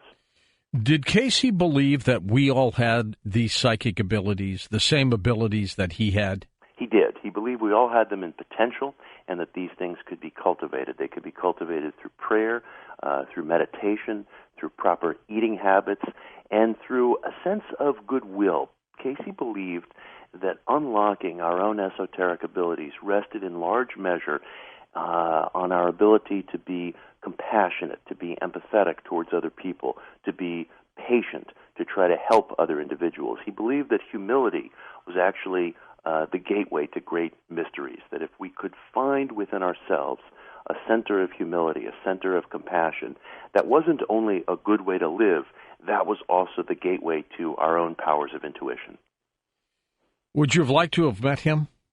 George, of all the people I studied, Cayce is one of the people I most deeply would love to have met. No one came away from a meeting with this man without feeling personally touched by his warmth and without feeling that the age of prophecy perhaps was still with us. It was still possible to be in touch with individuals, flesh and blood people, who had some gift to receive something higher, to speak with a higher principle, or to have messages from some sort of a higher power traversing through them. He was a beautiful man, and he was a man filled with truth. I would like to have known him. Edgar Cayce. There was something about a book called There Is a River. What's the tie-in? I am just reissuing this classic biography of Cayce, There Is a River, which was written by a journalist named Thomas Segru, who felt that Cayce had saved and prolonged his life after Segru was stricken with a debilitating case of joint disease and arthritis. It was originally published in 1942. I have just republished it in cooperation with the ARE, the Edgar Cayce Foundation, and I've written a new introduction. And it's a beautiful book. It's a great record of Cayce's life, and my new introduction gives a summary of Cayce's influence and legacy. It goes into a lot of the things that we've been talking about tonight. So, Mitch, with what you've been doing, the work you've been doing, your interest with Cayce, how did that come about? It came about, there were many, many years ago that I visited ARE just after the events of 9/11. There was a conference at ARE on the mystical meaning of America. And I went out there to Virginia Beach with a couple of friends to visit the conference center. And as soon as I pulled into the parking lot, I was overcome with this feeling, this indelible feeling that I've spoken about before, that love built that place, that the money to build the Edgar Cayce Foundation, sure, it was in the form of standard currency, and the place is made of brick and mortar, but the energy undergirding the place is love. Cayce believed ultimately that loving your neighbor was the goal of life. Once you set aside all the esoteric teachings and the psychical powers and the earth change prophecies, that alone is the foundation that we stand on. And what I felt at that place was that it had been built by this sense of love that Cayce was trying to infuse in the world. And I immediately wanted to know more about this man. And I kept peeling back the onion, and I came to feel that through his psychical abilities, he had genuinely helped people, had genuinely interjected something good into the world. And it gave me a sense of hope that a person like that could still be with us in contemporary times. And his organization is flourishing. There are a lot of organizations out there that have faded with time, but his organization has recently built up its school of massage, has added different facilities. It's a flourishing place, and I'm heartened that Cayce's teachings are actually growing more popular in the 21st century. His own books as well were just striking. I remember reading them as a youngster, 15, 16 years old. He was amazing. Yeah. He had so much practical information. For example, he was one of the first people who talked about dreams as a source of psychological information. He talked about the possibility of precognition or clairvoyance in dreams. He was one of the very first people to talk about dream therapy. There are lots of Edgar Cayce books in which through his readings he analyzed imagery and symbolism in our dreams. Cayce talked about ways to meditate, ways to exercise. He was an advocate of astrology. His method of astrology was a little different from the Western model, but essentially he believed in the efficacy of Western astrology. You can enter every kind of New Age and esoteric subject basically through the Cayce readings, which is why a lot of people consider him to be the grandfather of the New Age. He was a positive thinker, wasn't he? And he believed in it. He certainly did. Cayce had an expression that ran through his readings again and again. Mind is the builder. Mind is the builder. He believed that what you eat and what you think are the essential building blocks of who you become. And he felt it was very important in life that each individual, every one of us, have an ideal. He used that term. What is your ideal? What are you living for? And he believed that if you could arrive honestly and sincerely at an ideal and hold it in your mind, your life would change. That your thoughts are literally a outpicturing machine that will manifest into daily, day-to-day life, but you must have an ideal. He also cautioned people that it was very important, although he was a big believer in positive thinking and in the reality-shaping powers of the mind, he cautioned people that it was important not to dwell on goodies that you want to get, stuff that you want to get. He felt that was idolatry. That was his point of view. It was much more important to hold on to an ideal and let life unfold itself. Don't think of the things that you want to get. Think of the things that you want to give. Well, he was one of a kind. He truly was. When he was younger, did he have the same kind of outlook? It's interesting, George. He always had a kind of prophetic outlook. When he was a young boy, about 11 years old, he had begun reading the Bible, and he later vowed to himself that he would read the Bible once every year for his entire life. And one night, as he recorded it, he kneeled by his bedside and he prayed to be able to be of help to other people, especially to be of help to children. And he said that there was some female apparition, vision, that appeared in his room at that time, an angelic figure, sort of glimmering in white light, who told him, "Thy prayers have been heard. You will be able to help the sick. You will be able to help those in need." And he never knew just what form this was going to take, but he had a very deep belief that he wanted to do something to help his neighbor. And later, when he discovered his clairvoyant powers, he was terrified over the whole thing because he asked himself, as a Christian, does this come from God or does this come from some darker place? And he didn't know if what was speaking through him was really good. So he used a kind of vetting mechanism. He believed that everything that came through his readings had to square with gospel ethics. Cayce was a believer in all the religions of the world. He believed they all converged together, so he found ways of squaring reincarnation. And they all believed in a God. Yes. But he believed that his ideas had to square with gospel ethics, or he would walk away from the whole thing. So he was very committed to being sure that he was dispensing information to people that was of universal good. His family, of course, many of them have passed on now, haven't they? Oh, yeah. There are still some descendants around. His grandson, Charles Thomas Cayce, who's a psychologist, is still with us. And Edgar Evans Cayce died a few years ago. Hugh Lynn Cayce died in the early 1980s. But Charles Thomas Cayce is still with us. He's a lovely man, and physically he is actually the spitting image of Edgar Cayce. Did they all possess his abilities? They did not. It doesn't seem to have run in the family. They all had an interest in the metaphysical. They all had an interest in the esoteric. Hugh Lynn Cayce, Edgar's son, was responsible for bringing many of the Cayce books to market. But the psychical gift does not appear to have run in the family, although they all stand by Cayce's work very much. Hollywood has really never embraced the story, has it? We have been waiting for decades for an Edgar Cayce movie to come out. At one time, Kevin Spacey, the actor, held an option on one of the Edgar Cayce books. Right now, John Cusack, the actor, is talking about making a Cayce movie. That seems to be moving towards some concrete directions. There's always talk of a Cayce movie, and we can only, knock on wood and hope that this time it really happens. Well, it would be interesting to just see the movie based on the things we know. For sure, yeah. I think it would actually generate a whole new wave of interest in Cayce. Cayce became famous again in the late 1960s because there was a bestseller, The Sleeping Prophet. That's right.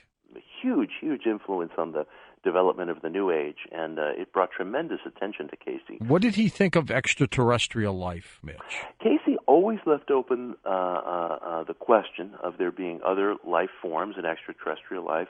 He believed specifically there were beings from other dimensions who could communicate with us. So some of Cayce's interpretation was that some of these close encounters that people experience, some of the sightings that people experience, might actually be things that reflect life forms and intelligences from other dimensions. He believed there were parallel dimensions that existed alongside our own.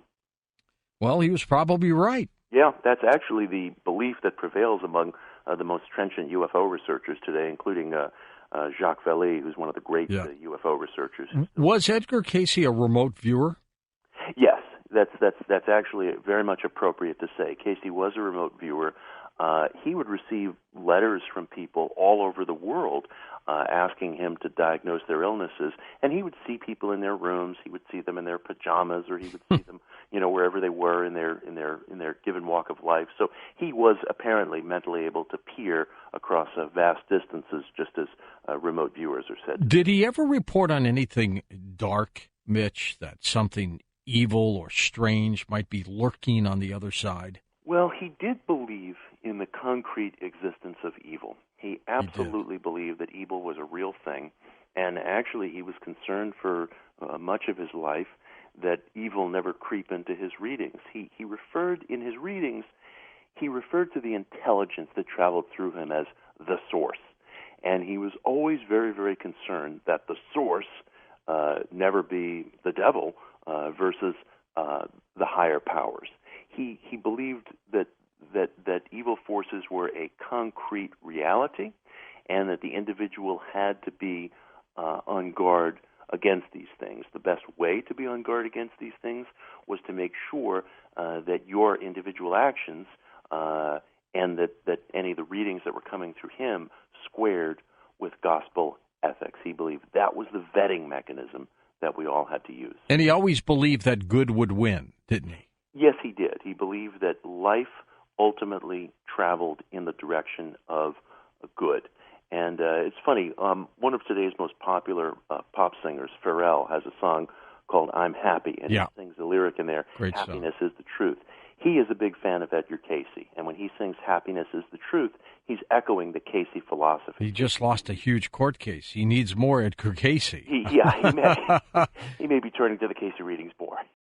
Well, let's let our minds wander. There's Kirk Nelson with us. He's been a student of prophecy for more than 30 years. His specialty is the effect of planetary influences on world affairs. He's the author of 3 books on prophecy, astrology, and even the life of Jesus. He has lectured in more than 50 cities in the United States and Canada, has appeared all over the media. We're talking about 2026. And Kirk, welcome to Coast, my friend. Good to have you with us. Thank you, George. I'm fascinated by this planetary effect on world affairs. They're just talking about another little planetoid that they have found way out there in the solar system, smaller than Pluto. These things just keep popping up, don't they? They do indeed. Planets and planetoids keep being discovered. Let's talk, Kirk, a little bit about you first before we get into this incredible work you've been doing. How did you get involved in this? Well, when I was in college, I went to the University of Georgia bookstore to find the best book I could find on psychic phenomena. And I remember very clearly looking at all the books there, and the book that I chose was Jess Stern's book, The Sleeping Prophet, on Edgar Cayce. So I read about Edgar Cayce and just became fascinated with him and read everything I could find on Edgar Cayce. I was like you. As a youngster, I got these Cayce stories and books, and I just couldn't put them down. I mean, every story was better than the next, wasn't it? Yes, it's true. It's an amazing story. And you're out that way, aren't you, where the Cayce Foundation is? Yeah, I live in Virginia Beach, Virginia. You're right there. I mean, do you have a working relationship with them? I do. I've lectured there for years. My books have been published by them, although I'm doing them myself now. So, yeah, I've been around ARE for a long time. Good people, aren't they? Very much so. The Cayce Foundation has been, I think, so helpful to so many people, both in health remedies and other episodes. He was just one of a kind, wasn't he? He really was. He had the ability to go into trance, and just being given the name and the address of the individual, he could give them a psychic medical diagnosis that was accurate. And in some cases, better than what the doctors would give. Yeah, that's true. I've got, back in Los Angeles, I've got a book that was written about the Cayce trance readings as they directly related to health. And you read them, and this is like in the 40s, right? And you read them and look at modern medicine today, the guy was right on, if not better. Yeah, it's actually farther back than that, from the early 1900s up to the 40s. In fact, Cayce's abilities were so amazing that he was on the cover of the New York Times in 1910. Jeez. But to me, the thing that I've always thought was most remarkable about the medical readings was that Cayce said that if you ate 3 almonds a day, that's right, that was the best preventative for cancer. I will always remember that. And I do that. I take a lot of things, turmeric and things like that, but I take 3 unsalted almonds a day. Yeah, and I'm still here.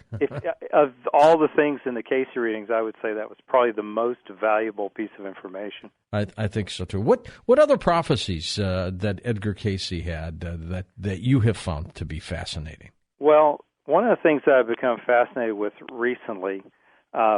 A lot of Cayce's prophecies mirrored the prophecies in the Bible.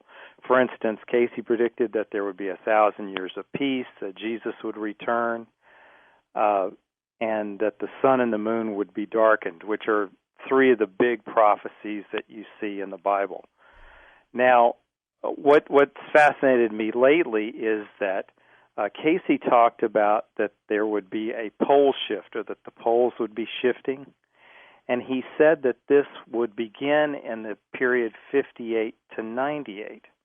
And then he went on to describe a series of earth changes that involved Florida being underwater, South Georgia and South Carolina, or the South Carolinas being underwater, and that the coastlines of many nations would disappear. And it seemed to me in reading this that this very much paralleled global warming, because everything that he talked about are the predictions that we see with the sea level rises with global warming.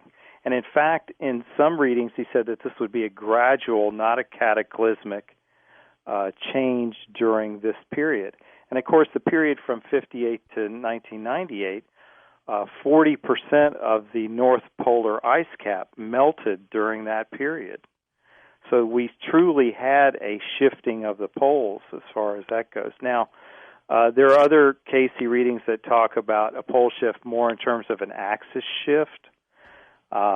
We also know that currently we're in the middle of a magnetic pole shift. This is what scientists tell us, that what happens when you have a magnetic pole shift is that first the magnetic field around the Earth drops to zero, and then the poles reverse polarity.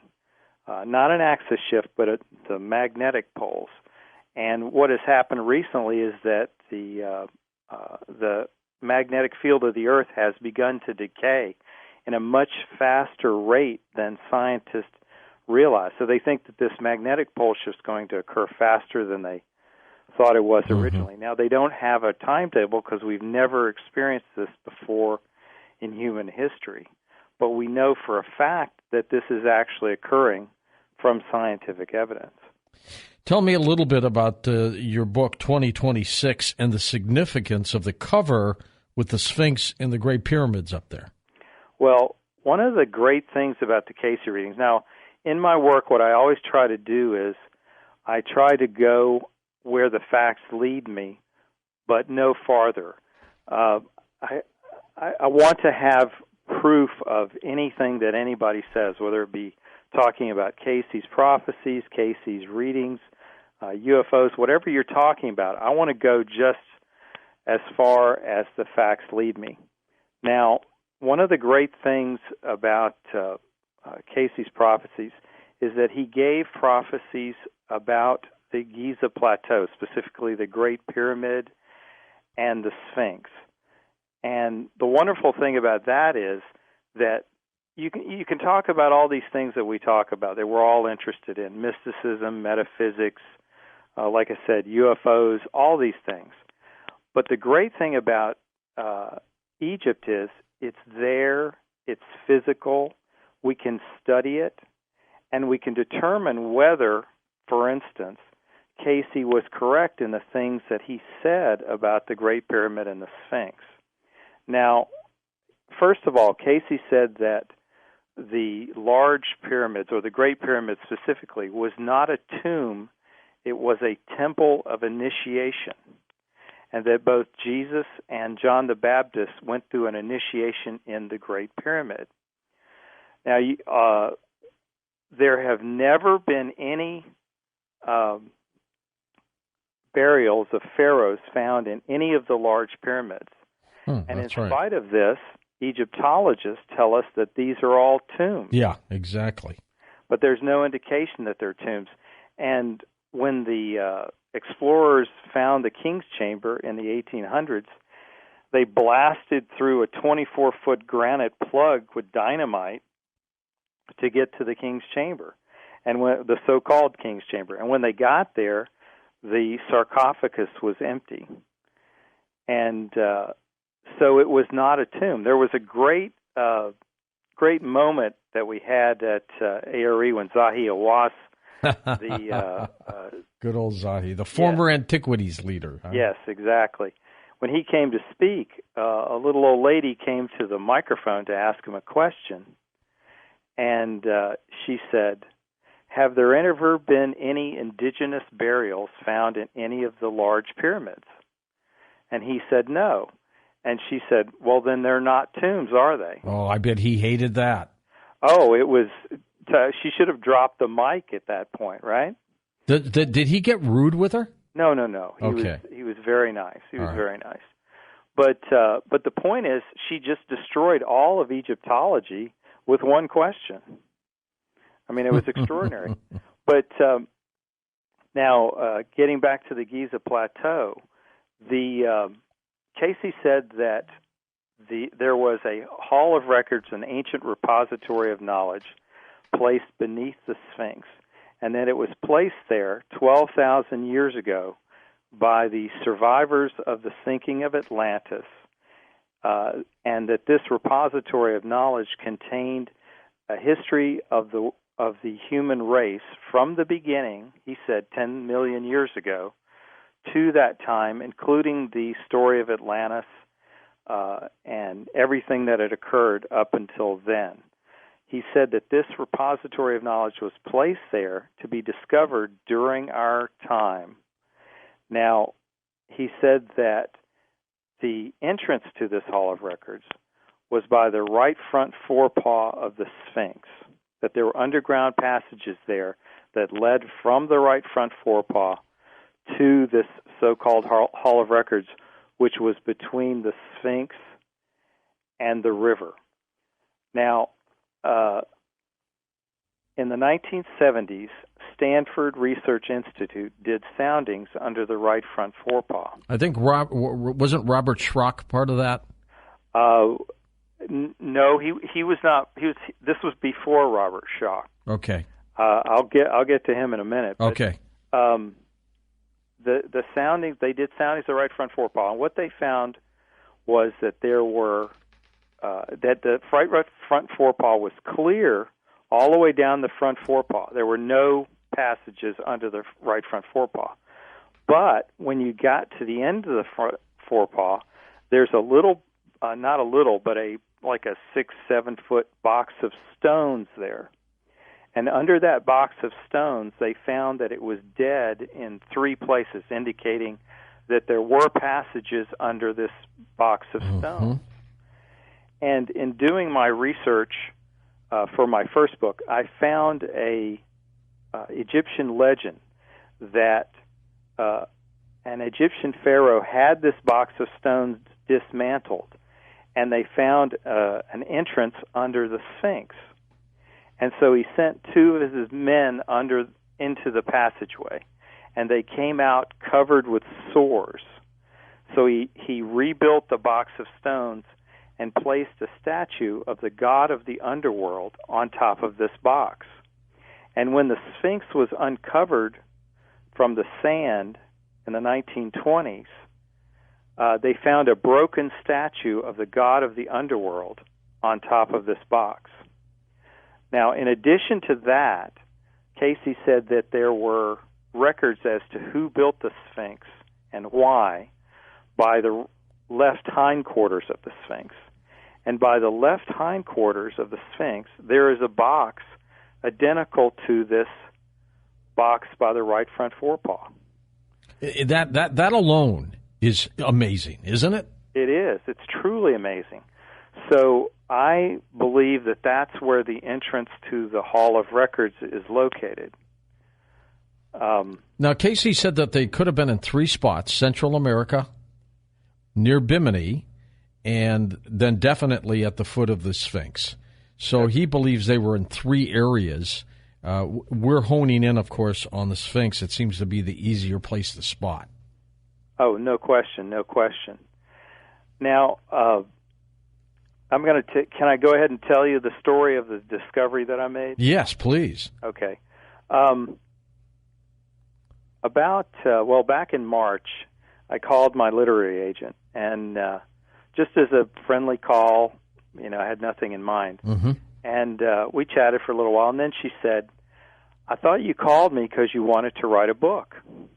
And I said, "Well, actually, I did want to write a book. I want to write a book entitled How to Be Rich, Happy, and Thin." And she laughed at me derisively. So I said, "Okay, well, what kind of book do you want me to write?" But you were serious, weren't you? Oh, I was dead serious. I already have the notes. I have the notes on. So she said, I said, "What kind of book do you want me to write?" And she said, "Well, something that's out there, something that's on the edge of knowledge, that's really way out there." And I said, "Oh, I can do that." And I said, I'll just write a book on prophecy. I'll rewrite my original book on prophecy because I've got some new information and stuff. So I went ahead and wrote the book. I got down to the last page of the last chapter on the last afternoon that I was going to work on the book. And I decided to take a break. I thought, well, I'll watch some TV or something. And I found that I had a lecture on DVD of Graham Hancock's. Okay, great. On the on megalithic sites. And I thought, oh, well, I'll take a look at this. Maybe there's something in here that I can learn from, you know. So I put it on, and he started talking about the Sphinx. And he started talking about how he got permission from the Egyptian government to get up on the back of the Sphinx and take a photograph at sunrise on the equinox. And I thought, wow, that must have taken some influence to be able to get up on the back of the Sphinx. But anyway, he showed this photograph, and he showed that the Sphinx was perfectly aligned with the sun on the equinox. Only 2 times a year is it perfectly aligned with the sun, the spring and fall equinox. So I thought, well, that's amazing. And the thing that blew me away about this is that in preparation for writing the book on prophecy, I had looked at the astrology of the next 35 years, and I had discovered that there were 2 time periods, or the 2 best times astrologically in the next 25 or 35 years were the spring equinox 2026 and August of 2026, and that the best time for the spring equinox was the sunrise of 2026. There's a huge alignment of planets on the sunrise of 2026. Now, this is all part of a bigger picture, and that is that between 2024 and 2027, we have the best astrological aspects of the next 35 years. And the reason for that is that Uranus and Neptune move very slowly through the zodiac, and they are only lined up together every 30 years or so. So the aspects for this 2024-2027 period are extremely rare and extremely powerful because you have these 2 large planets lined up together for about 3 or 4 years. Could that affect us? Oh, absolutely. Yeah. The effect is tremendous. Uranus is the psychic, Neptune is the mystic. So it's an aspect for, and Uranus is also the extreme, so it's an aspect for extreme opening of spiritual awareness.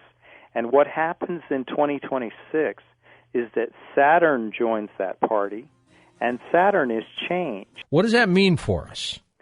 Well, it's a great opening of awareness for the people of Earth, a realization of the spiritual aspects of reality. And I was talking about 2026 in the spring equinox. What happens is you have the sun, the moon, Venus, Saturn, and Uranus and Neptune all conjunct, all coming over the horizon at dawn on the spring equinox of 2026. And when you have Saturn, which is the builder, with Uranus and Neptune, it is the physical manifestation of spiritual ideals. When I discovered this particular date and this particular aspect, the first thing that I did was I looked back to see when was the last time we had these kinds of aspects. And what I discovered was that the last time that we had these aspects was November of 1989. Now, do you know what happened in November of 1989? November 1989. Was it a stock market crash? No, the Berlin Wall fell. Something crashed. Yeah, the Berlin Wall fell, and in addition to that, UFOs appeared over Belgium, and thousands of people saw these UFOs. They were there for 4 months. Not a peep about it in the American press, but it was just the most unbelievable wave of UFO sightings in world history, probably. I mean, they were there for a long time. They showed up on radar. The Belgian Air Force chased them. Never caught them. No, never caught them. But just an incredible appearance of UFOs. So so I thought, wow, that's amazing. Maybe this, maybe this will be the opening of the Hall of Records and UFOs and political changes and all these sorts of things. So then, when I discovered that what Graham Hancock was talking about, that the Sphinx lined up perfectly with the sun on the spring equinox, I thought, wow, this is an amazing story. But then I found out something even more amazing. About a week later, I once again was thinking about, I just need something to watch. So I turned on Ancient Aliens, and they were talking about the Great Pyramid. And they were talking about how the Great Pyramid had 8 sides. And I was like, what? I never knew that the Great Pyramid had 8 sides.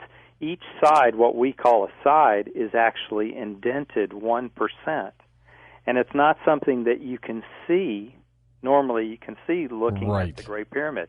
And the way that they discovered this was that in the fall of 1940, a British military plane flew over the Great Pyramid at sunset on the equinox. The shadows did it, right? Exactly. Yep. And a shadow appeared on the Great Pyramid. It's the only time this shadow appears is at sunrise and sunset on the equinoxes. And it was the only way that you could tell that it actually has 8 sides. So when I saw this, I immediately leapt up and realized the significance of it. I was so excited because Cayce said that the Great Pyramid was built as prophecy in stone, and that some of these prophecies were correct as to the hour, day, place, and individuals involved. So I turned that into a question. How do you build a monument to indicate an exact hour and day 12,000 years into the future? Well, you indent the sides 1% such that a shadow only appears at sunrise and sunset on the equinox. And it has to be positioned perfectly, doesn't it? Exactly. So I thought, okay, they built the Great Pyramid to tell us that something is going to happen at some sunrise or sunset on the equinoxes, one of the equinoxes, in the future. And we're getting close to that future, aren't we, Kirk? Yes. And, of course, I had already identified the sunrise spring equinox 2026 as one of the 2 most extraordinary astrological aspects of the next 35 years. So I believe that something is going to happen at that day and time. Now, this is all very interesting, but once again, another week went by, and I thought, well, maybe there's some more information in that photograph that I have missed. So I went back and I looked at the photograph, and I literally took a business card and I lined it up with the shadow of the second pyramid. And the shadow of the second pyramid at sunrise and sunset on the equinox points directly to that right front forepaw box of the Sphinx, where we think the entrance to the Hall of Records is located. So I believe they're telling us that at some future equinox that the entrance to the Hall of Records would be opened by literally pointing the shadow of the second large pyramid directly to the right front forepaw box. This, in the prophecy itself, is there anything, because so many prophetic people tell us doom and gloom. Is there anything positive here? Well, there is, but I want to make one more point about the Sphinx, and that is that there's a stela between the two front forepaws of the Sphinx. And on that stela, there are 2 sphinxes back-to-back. And the 2 sphinxes back-to-back are the Egyptian god Ruti, R-U-T-I. And this was the double lion god. Mm-hmm. And the double lion god, Ruti, sat at the entrance to the underworld and guarded the horizon. And that's exactly what the Sphinx does. The Sphinx sits at the entrance of the Hall of Right. Records. And it was once a lion's head, too, I think. Yes, but it definitely seems to have been recarved. Whether it was a human head or a lion head, I don't know, but it's definitely been recarved. But anyway, I just wanted to get that in there because I thought that was amazing, that there is this Egyptian god which basically describes what the Sphinx itself does. Now let's talk about the prophecy based on the pyramids and what's there. What do you think is happening around 2026? Well, you know, there's the whole series of prophecies that Jesus gave that there would. Jesus gives a prophecy in Matthew 24. He refers to Daniel word for word. He specifically quotes Daniel. Daniel describes this invasion of the Middle East, and that there would be this invasion of the Middle East, and that then there would be what he called the Great Tribulation, which is a time of trouble such that we have never seen before. And that this time of trouble would be followed by the darkening of the sun and the moon, and then the return of Jesus and the 1,000 years of peace. So that's the brief outline of the prophetic events which we can expect, I think, during that time period. Well, and let's assume it's starting now. Well, if you want to talk about what's going on now, over the past few years, one of the things that I've discovered is that you can actually predict the future using astrology. But the way that you do it is astrology only works in aggregate. In other words, it only works when there are large groupings of planets in either good or bad aspects. For instance, I'll give you a couple of examples. In the spring of 1941, we had the worst astrological aspects of the 20th century. We had all of these planets were square Mars, which is the god of war. And the worst day during that time period was May 10th, 1941. And on May 10th, 1941, we had the worst bombing rate of the war in London. The Germans dropped incendiary bombs. It burned probably a quarter, a third of the city. And V2s too, probably. No, V2s came later. They hadn't quite developed those yet. But and plus, if you look at the 20th century, that's probably the low point of the 20th century. Stalin was in charge in Russia. The Germans had conquered Europe. England was alone against Germany. America had not gotten into the war. Really, the low point of civilization for the 20th century. So, and then, of course, we have the flip side of that being November of 1989, the sudden fall of the Berlin Wall, et cetera, and all that. Anyway, so what's happening now is the United States has gone through a period of extraordinarily positive astrological aspects. We have this Sun trine Neptune aspect. So the Neptune has to do with liquids such as oil, water, the oceans, that sort of thing. So we have low energy prices, we have low unemployment, we have low interest rates, we have low inflation, and we have high high asset values, all at the same time. It's like the perfect storm for the economy. The last time we had this type of situation was the early 1960s, when we had the exact same astrological aspect for the United States. Now, this is not going to last. It will last for another 3 or 4 years. We will have these low energy prices. Mm-hmm. We're going to have the oil flowing for a while. Sure.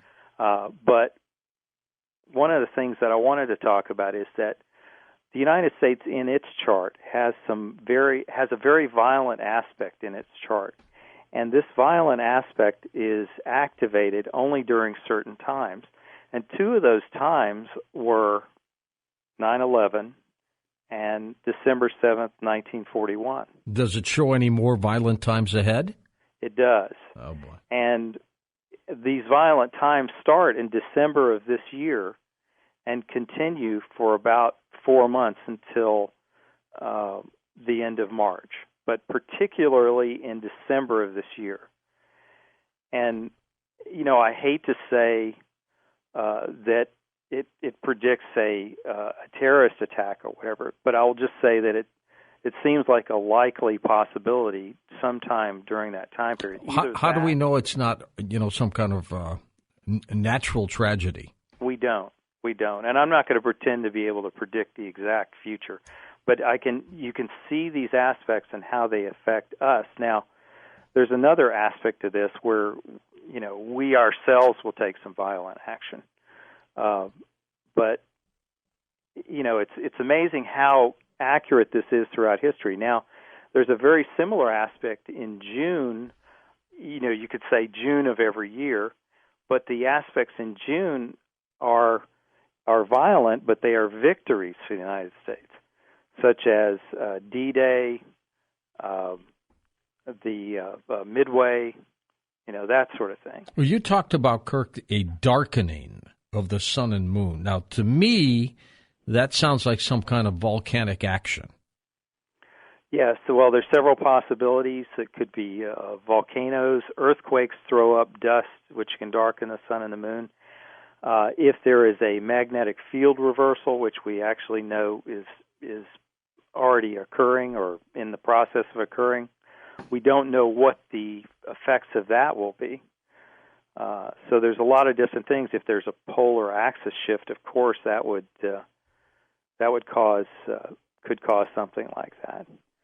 So there's a lot of different possibilities, but we just don't know. Now, in looking at the astrology of the next 35 years, the most likely possibility for, if you want to say bad times, tribulation, whatever you want to call it, would be in December of 2025. There are some very negative aspects during that time period. In addition... 10 years from now. We'll worry about it later. It's 10 years from now, right? Yes, we'll worry about exactly. That later. In addition to that, it looks like the U.S. has these low oil prices for the next 3 or 4 years, very good for us. But after that, there's an aspect in the 2020s which is very similar in some ways to the late 60s, where it's a very warlike aspect for the United States and involves Neptune, which is oil, which is the ocean. And so we're seeing, these tensions with China in the South China Sea with the United States, possibility there. And also, of course, the Middle East, all these problems involved with the Middle East. So it looks like during that 2020s time period, the U.S. will be probably involved in, war again, as we usually are, but in a more serious way than we are right now. Kirk, does Edgar Cayce echo at all the Book of Revelation? Well, what Cayce says about the Book of Revelation is that the Book of Revelation is symbolic of the physical raising of energy through Kundalini. That Revelation is more symbolic, whereas some of the other prophecies in the Bible are more literal. In other words, in the Book of Revelation, they're constantly talking about sevens. There's 7 lamps, there's 7 lights, there are all these different sevens mentioned in the Book of Revelation. And Cayce said that was symbolic of the raising of Kundalini through the 7 endocrine centers of the human body. He referred to the Ecclesiastes talks about the silver cord, and Cayce said that this was the Kundalini energy that runs through the human body that can be raised through meditation and prayer. That's the cord you see when you astral project. That's connecting you and the astral plane together. Yes, and one of the things about this is that I believe that this there's a direct current that runs through the human body, not through the neurons, but through those sheathing cells. And this direct current moves at 99% of the speed of light. And as you approach the speed of light, time slows down. As you reach the speed of light, time stands still. This has been proven by... And as you go past the speed of light? Perhaps you go back in time. Maybe. But this has been proven that time slows down. So the human brain, and this is my own thinking, the human brain is a valve that slows the soul down enough to enter physical consciousness. Kirk Nelson with us, the name of his book, 2026, website linked up at coasttocoastam.com. Dr. Bruce Goldberg will take us on a trip to Egypt, an extraterrestrial and time traveler experiment. In evolution, you talk about reincarnation. Egypt has been an area that has just mystified all of us. Well, Egypt has always come up. I mean, when I wrote Past Life, Future Lives, my first book was written 25 years ago. Okay, that's been a major bestseller, and it's been a lot of fun. It's the first book ever on progressions. But in that book, I documented many of the cases, about 75 cases, and one of them was a case called Hubert Meets Aliens in Egypt. And it's a case where what's interesting is that he was discussing the building of the Pyramid of Giza, and in that chapter, and I refer to that chapter in a few other books to show you the progression, if you will, about how the extraterrestrials were involved, yes, but they didn't have the big thing. We're going to discuss in just a short while the idea of how the Pyramid of Giza was built. We're going to see how the time travelers from our future, not the ETs, were the only ones that had anti-gravity crafts and devices to actually place those thousands of tons stone blocks so perfectly aligned to build the Pyramid of Giza, as well as other megaliths, Stonehenge and other Easter Island, all these megaliths, as we call them. There are thousands of them around the world. They were built actually with the use of these anti-gravity flying craft. You name it, all over this country have come and reported the same things over and over again. They've given me the same names, the dates, the places, the same technology. If people from all over the world who don't have any communication give you the same information, it must be true. Well, the conventional history of Egypt is one in which people don't know. 3000 BC is when, Egypt was unified. It was primitive, if you will. There were these barbaric people living there, and all of a sudden, within 500 years, you have the Pyramid of Giza, supposedly. Well, we'll see that this is all completely incorrect. I mean, you just can't do that. You just can't have no gradual transition to a pyramid-building civilization. A long preliminary period is absolutely required to acquire the architecture and the mathematical skills needed to transport the heavy stones and align them in unbelievable accuracy. What is far more likely is the existence of other highly advanced civilizations, Lemuria, or Mu as it's called, Mu, and then there was Atlantis in the Atlantic Ocean, which pre-existed Egypt by many thousands of years, and in fact went down, if you will, during the last pole shift, which is about 11,000 BC, and there were also extraterrestrials and time travelers. Now, of course, all those records would be destroyed because of the Great Flood, and we know there was a major pole shift.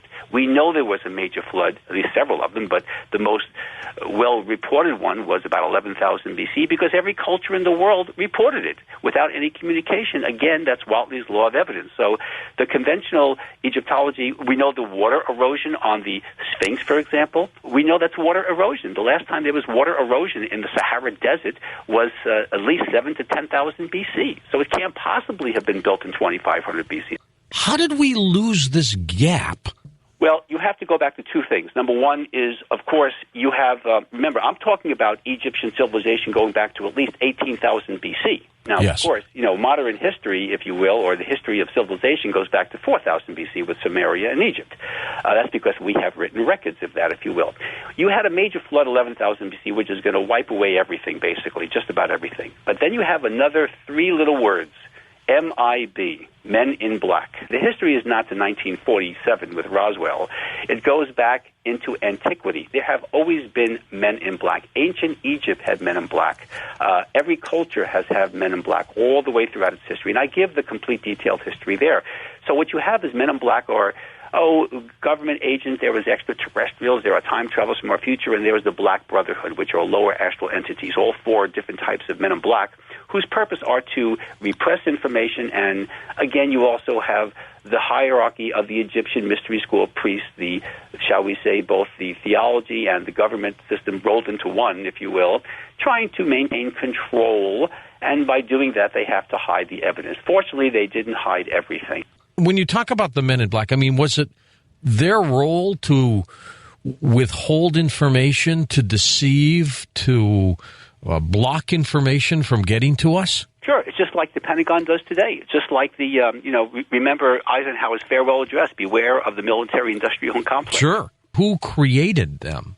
Civilization, a society consists of three bureaucracies, all of which maintain control by making you codependent and by having you just say, yowza, yowza, yowza. One, of course, is government. The second is corporations. And the third is religion, all of which are very non-democratic in their constitution, and they control people. They try to by manipulating them and by having them be codependent and scaring them.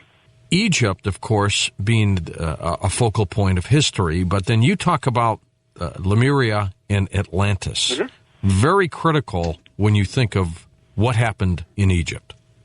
Well, you have to understand, the key issue here is that Egypt was a colony, first of Lemuria via India, the old Rama Empire, which is well documented in the Mahabharata and the Bhagavad Gita and all the ancient Indian texts, if you will, their religious documents. And then Atlantis came later because it was a main colony of Lemuria. It was its main colony for about 100,000 BC, and then it settled Egypt from the Mediterranean, if you will. So you had the northern part of Egypt, which is actually called the Cairo area today, if you will, which is actually called Lower Egypt, and the southern part, which was called Upper Egypt, because the Nile flows from south to north, was settled via India, via Lemuria. And they had planes, these aircrafts, if you will. They had nuclear power. They had television, which I'm going to demonstrate. They've had radio. They've had a technology equivalent to what we had today. The problem is they also had the three-letter word that controls civilization, and that is war. And ancient texts kind of allude to that, don't they? Oh, the Mahabharata not just alludes to it, it describes a nuclear war, by the way, between the Atlanteans and the Rama Empire. It also describes the Valixi, the aircrafts of the Atlanteans, and the Vimanas, the aircrafts of the Indians, the Rama Empire, if you will. And it gives tremendous details about anti-gravity, nuclear power, nuclear explosions. I mean, this is, a Steven Spielberg story here. Did this war, Bruce, that occurred, this nuclear holocaust that occurred, did it wipe out, in your opinion, most of the civilization on this planet at the time, or just these regions? No, these were regional things. This wasn't a worldwide nuclear explosion. These were things that were limited. There are remnants of nuclear explosions in Ireland. There are fused metal and glass, if you will, that in the Middle East, if you will, and India, of course. So there are several parts around the world where there were nuclear explosions, but it didn't cover the entire planet. It wasn't like the dinosaur being knocked out 65 million years ago, that kind of thing. So it's not like the entire world was aflame, then? No. The only time the entire world has ever been compromised has been when asteroids have hit the planet or the radiation level because of the geophysical disturbance. All right. These areas, though, must have been intensely technological. What about the other regions on the planet? Or was it just Atlantis and Lemuria that had the kind of technology to do things like this? Oh, you must understand. It was Atlantis and Lemuria at first, but they had colonies all around the world. This is like the British Empire. The sun never sets on the British Empire. Sure.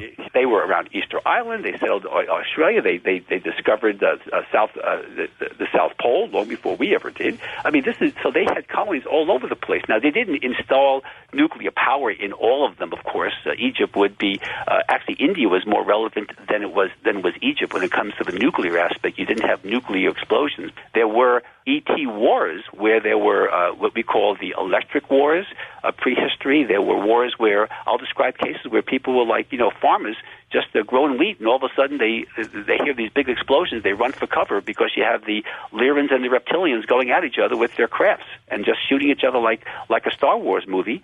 The peace was negotiated by time travelers from our future, as well as certain other interdimensional extraterrestrials. Do you think they got to the moon a long time ago? Oh, yeah, of course. Nothing is new here. We're just repeating history. This has all been done before. Ancient Samaria, which is now Iraq today, but Samaria 4,000 years ago had a post office. I just got one of their letters. If you go back into history, do you remember that? You ever studied some of the old inventors like this guy named Hero around the 2nd century A.D.? He invented the steam engine. I mean, this has been around. Electricity, the Greeks knew about electricity because they stole it from the Egyptians. Sure. We're going to talk about the Temple of Dendara when we discuss that one, where the Egyptians not only did they have electricity, which is documented by their electroplating of their vases and that battery that was found that goes back 2,000 years ago, but they also had television. How many times do you think people on this planet have annihilated themselves? Well, several times. I mean, you look at the Hopi Indians. They talk about the 4 major cataclysms, the 4 major things. Many of them go into that. You have the Hyperborean civilization, the Polarian civilization, the Lemurian, the Atlantean. There's 4 civilizations right there. So they say that there's 4 major wipeouts, if you will. I can't, testify to that. That's just the literature. But I'll tell you right now, we've gone through this over and over again. Graham Hancock reports that all you need is 10,000 years of no major cataclysms and you can have an advanced civilization. We've had plenty of 10,000-year periods of time to do that, and it's been done. Lemuria goes back to 200,000 BC, all the way to 11,000 BC when it went down for the 3rd time, as Atlantis goes back to about 125,000 BC as a major colony. The good news here is, contrary to what you see in the field, and maybe many of you guess, this is a trial time in our life, if you will, but the future, especially towards the end of the century and beyond, is very positive, and that's where the time travelers come in, because they're not here just to take sperm and egg samples or to put probes up your nose. Yeah. They're here to help us grow spiritually, because they're us in the future, and they have a vested self-interest. And this is what I like. I like vested self-interest when it comes to spiritual growth. And they're here, and they're more powerful because of the technology. We're talking about people from the 31st to the 50th century. You can't even imagine the technology and the growth that's going to happen. We're going to get an insight to it, of course. Has Dr. Zahi Hawass, head of Egypt's Antiquities, seen your book? Well, something, Art used to mention him in the old days, too. I have never spoken to him. I would love to. He tells me that I've got to speak with this guy. David Hatcher Childress, known as the real-life Indiana Jones. The whole thing of the Egyptian city and the Grand Canyon is one of those popular subjects that just, won't go away, and it's an interesting one to discuss. In your book, The Lost Cities of North and Central America, also, you made reference to the Phoenix Gazette article. Let's talk about that for a moment. It came out in 1909. What was that? Front page newspaper story in the 1909 Phoenix Gazette. Phoenix was a young city then. What they reported was really astonishing. I mean, they reported that the Smithsonian Institution was doing excavations in the Grand Canyon. They said that it was being supervised by an archaeologist named Jordan. It all had to do with another explorer named Kincaid, who had been traveling down the Grand Canyon. And what he claimed he discovered was these caverns inside the Grand Canyon. Inside these caverns were, he thought, and then the Smithsonian, then later confirmed, according to the newspaper report, that there were Egyptian artifacts, there were Hindu, Buddhist artifacts from India. They were saying that, there were mummies in there. They were saying this was going to totally change the history of America and the Southwest. Egyptians and Hindus and Buddhists were coming across the Pacific and the Atlantic, coming to North America. They were involved in the civilizations here, and that apparently they had a special vault in the Grand Canyon where they buried some of the leaders, the people they had left behind with artifacts and things like that, and that the Smithsonian Institution got involved. They were hauling all this stuff out of these caves, including these mummies, swords, shields, statues. Jeez. Then this Jordan, the archaeologist, who was going back to Washington, D.C., back to the Smithsonian, citing new discoveries in the Grand Canyon. There was one follow-up story, and then no one really ever heard of it again. And it's really a lot like the first Indiana Jones movie. Where's the Ark? And they tell him, oh, well, don't worry, top men are working on it. And that's kind of what appears to have happened with these artifacts in the Grand Canyon. First of all, do you think the article was real? It wasn't a joke, wasn't a hoax, right? Well, back in those days, there were a lot of hoax newspaper articles. And, as a researcher, I'm constantly looking for and digging up old newspaper articles and stories about giants, unusual archaeological finds, weird things like that. And when you look at this one, especially because of the detail, it's naming people, later I was able to verify some of it. I would say, yes, this does seem to be a true story. And the more and more I've looked into it over the years, I've had a number of letters. People have called me occasionally, trying to give me, different leads and things like that. And in the end, what I've concluded is that, yes, there really is something to this. Did anybody ever find this Kincaid fellow, who was the explorer? The article is in 1909. He was doing this in, say, 1906, that he went down. I mean, it all took, years and stuff for these things to come out. Yeah, no one ever really discovered this Kincaid fellow. And, in fact, Jordan, the archaeologist, he seems to have vanished, too. Although, as we've gone through old records of the Smithsonian, there is a guy who's mentioned named Jordan a few times. It's likely that he disappeared, too.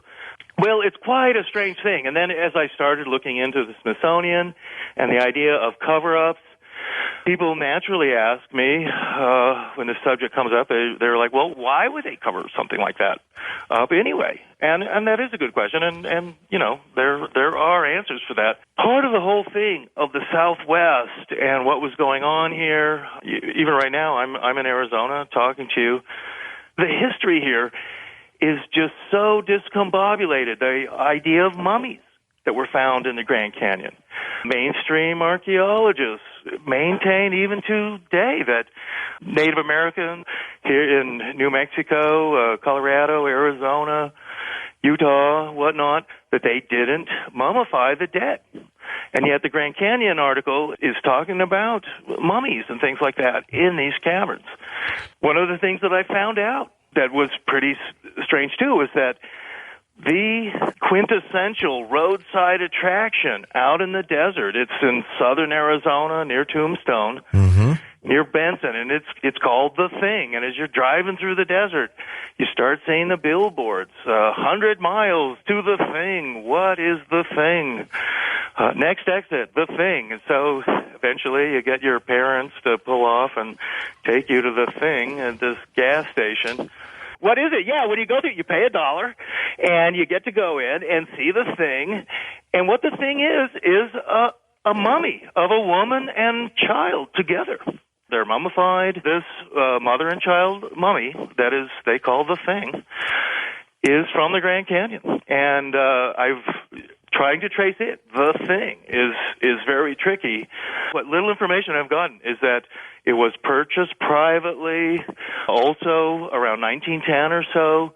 It came out of Flagstaff, Arizona, which is near to the Grand Canyon. And apparently the thing may well be one of the artifacts, one of the mummies that came out of these caves, rock-cut caves in the Grand Canyon. There were also apparently tablets of stone with hieroglyphs written all over it that the Smithsonian folks took. That's right, and we don't know what hieroglyphs that would have been. Egyptian, presumably. They don't describe them. There's no photos. That's one of the things that I've really searched for. Old photos of these objects. I mean, I've found the thing. There was an interesting story of a guy who, his name was Seth Tanner. Tanner was a Mormon guy who came down from Utah in the late 1800s. He had to flee Utah, essentially. He was a wanted man. He had been part of this famous Mormon massacre in Utah. As federal troops went into Utah, he fled into the Grand Canyon, as did a number of Mormon pioneers who the law was after. And what a lot of these guys did was they went into the Grand Canyon, particularly the northern area, and they prospected. They created, one guy created a ferry, Lee's Ferry. They went up to many old trails and things like that. And this guy, Seth Tanner, in fact, a lot of things in the Grand Canyon are named after this guy. There's a Tanner Trail, there's Tanner Wash, there's a Tanner Canyon, particularly up in northern Arizona and around the Navajo Indian Reservation, which does include part of the Grand Canyon. This guy is really famous. I was able to find a photograph of him from the late 1800s. He, according to the stories, and it's hard to find information, but I've been poring over old books on the Grand Canyon and stuff. This guy did a lot of prospecting in really remote areas of the Grand Canyon, and the area that I identified a lot where these things were going on was where the Little Colorado meets the Grand Canyon, and that is its own canyon in itself. This guy, Seth Tanner, at some point, he went into some kind of a cave.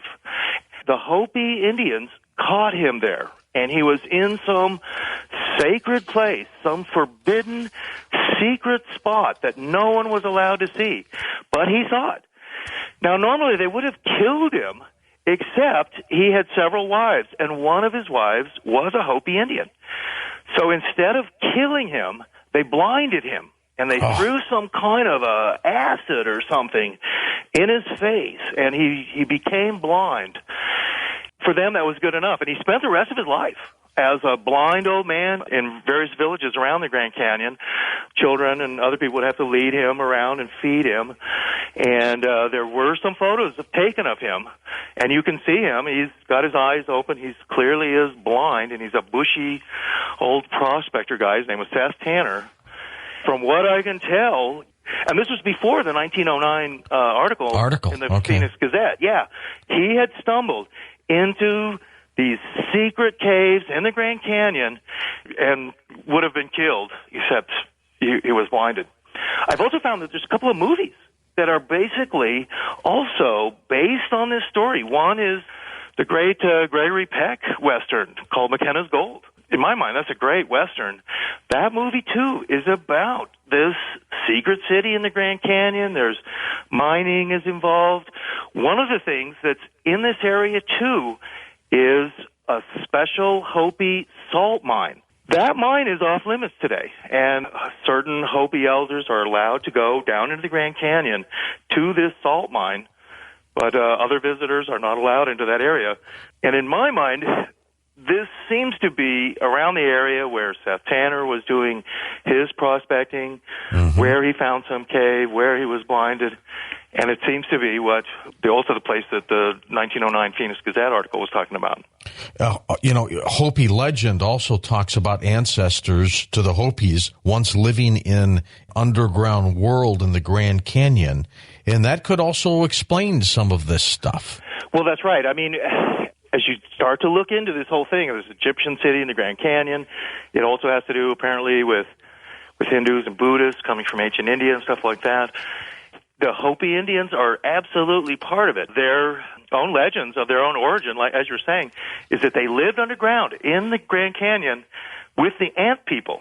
The Hopis also have the same kind of mythology as the Aztecs and the Mayans, and the Olmecs had this too, where the world has been destroyed 4 or 5 times, and we're living in either the fourth or the fifth world, depending on the Aztec or Mayan, and the Hopis have that too. So during these periodic destructions and cataclysms, the Hopi at one point went underground, lived deep beneath the earth, in the Grand Canyon somewhere.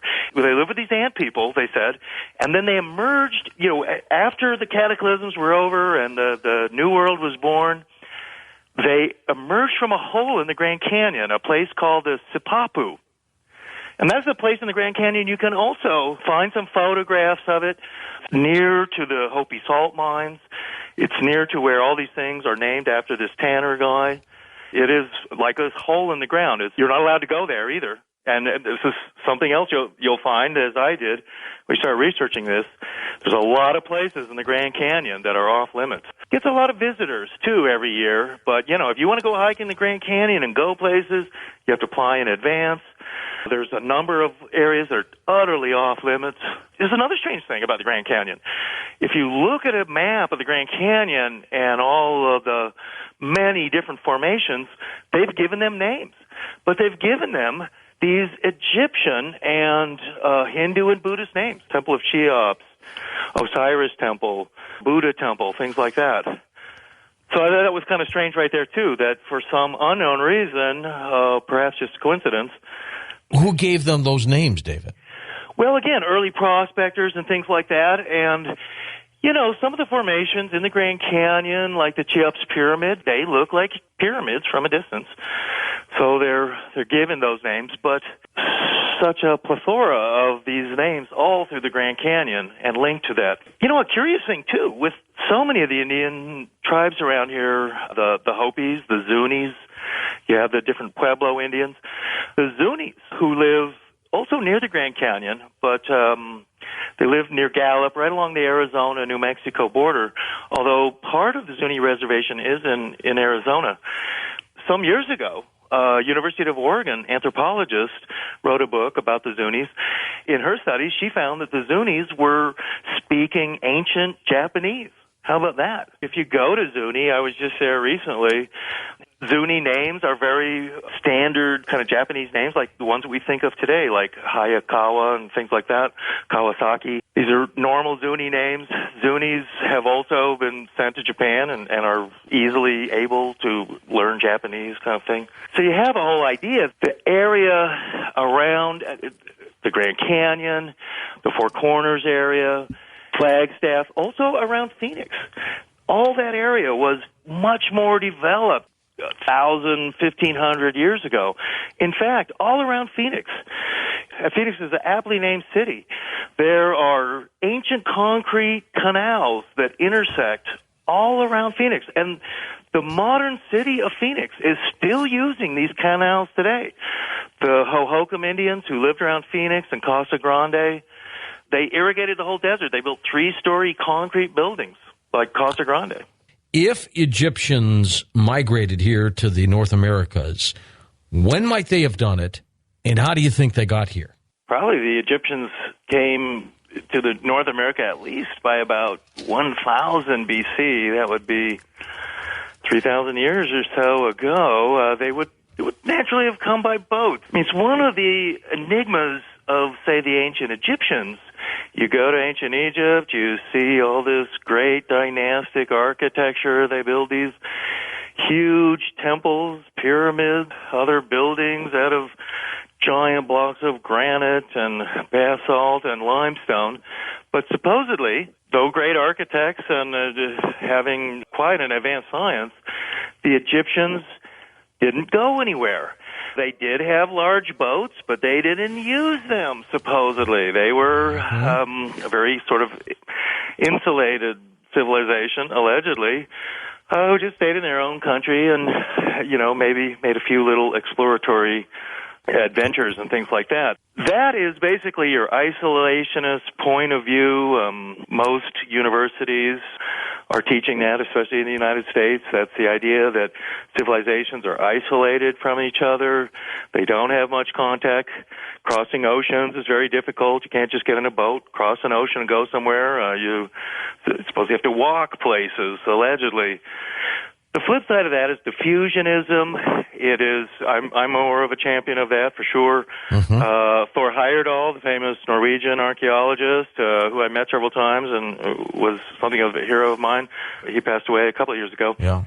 Kon-Tiki fame? Exactly. And he would build these balsa rafts and he would build reed boats and things like that, and then he would sail them across the Atlantic or Pacific as far as he could, trying to prove that ancient people also got into boats.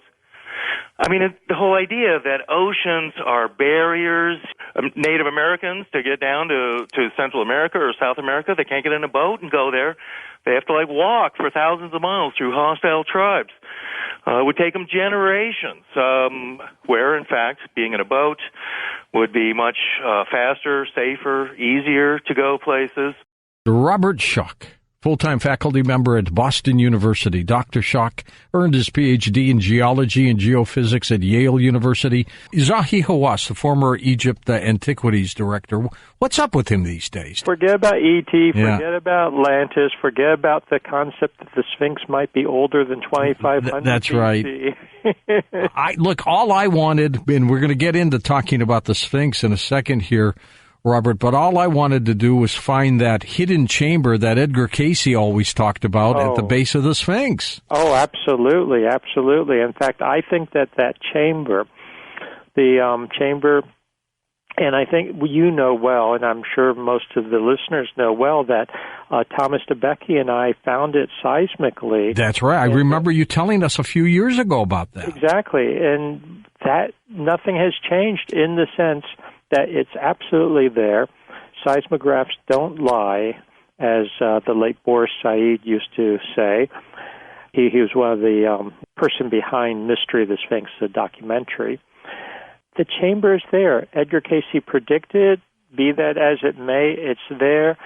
I have little doubt at this point, after all these years, and continuing the research, that there is essentially a hall of records there, or whatever one wants to call it, and we need to get into it. I think it contains important information, most likely, from a very, very ancient civilization that could be not only incredibly interesting, to rival Tutankhamun's tomb, but information that could be incredibly important for us today. And unfortunately, with water tables rising because of the overpopulation in the Giza and general Cairo area, whatever's in there could get flooded out. So, I mean, there's many reasons to just go and explore it firsthand, which is something I've wanted to do now for many years. I just have a feeling there could be architectural renderings of how they built the pyramids, everything could be in there. Yeah. There could be even potentially, all kinds of records. We just don't know. Traditionally, how old have they been saying the Sphinx is? 2500 BC is the traditional date for the Sphinx, so 4,500 years ago. That puts it in the Old Kingdom, 4th dynasty, and the traditional belief is that the Sphinx was simply built de novo, from scratch, actually carved out of the limestone bedrock. We should be clear about that. In about 2500 BC, during the reign of the pharaoh Khafra, also known as Chephren, and it's simply there to, we'll put it this way, to guard the second pyramid, because the second pyramid is also attributed to Khafra. Maybe that timing is correct with the new carving of the face, which may have been a line before that. Exactly. This is something I suggested years ago, is that when you look at the Sphinx, and I actually noticed this the first time I went there, and that was back in 1990. To me, it's incredible it's been so long now. The head is much too small for the body. It's disproportionately small. The head shows less weathering, different type of weathering, because, to make a long story short, and we've talked about this before, the body is weathered by rain. It shows all the geological, lots of rain, yet it's on the edge of the Sahara Desert, so it goes back to pre-Sahara times. But the head is not weathered that way. Furthermore, it's too small for the body, and I'm absolutely convinced, and really there's no doubt about this, even Egyptologists are coming on board with this, that it is not the original face, it's not the original head, it's been recarved. So the recarving is not problematic as far as I'm concerned, and that was done in dynastic times, and there's actually suggestions at this point that it was not even recarved to look like Khafra, but we talk about in Origins of the Sphinx that there's a pretty sound argument, even among certain Egyptologists, that it may have been carved possibly to look like Khufu, who was the builder or reputed builder of the Great Pyramid prior to the Second Pyramid. So even the Egyptologists can't agree as to whose face it might be. Also, when you look at that face, most people, if they have no preconceptions, and I want to be politically correct here in America, it's a black face. It's a Nubian face. It's an African face. Which some Egyptians are. They look that way. Well, something that we have to remember is that ancient Egypt is an African civilization. At least that's true. Early dynastic Egypt is an African civilization. It's not a Greco-Roman civilization or a Mediterranean in that sense. Yes, of course, it's on the Mediterranean, but it's really an African civilization.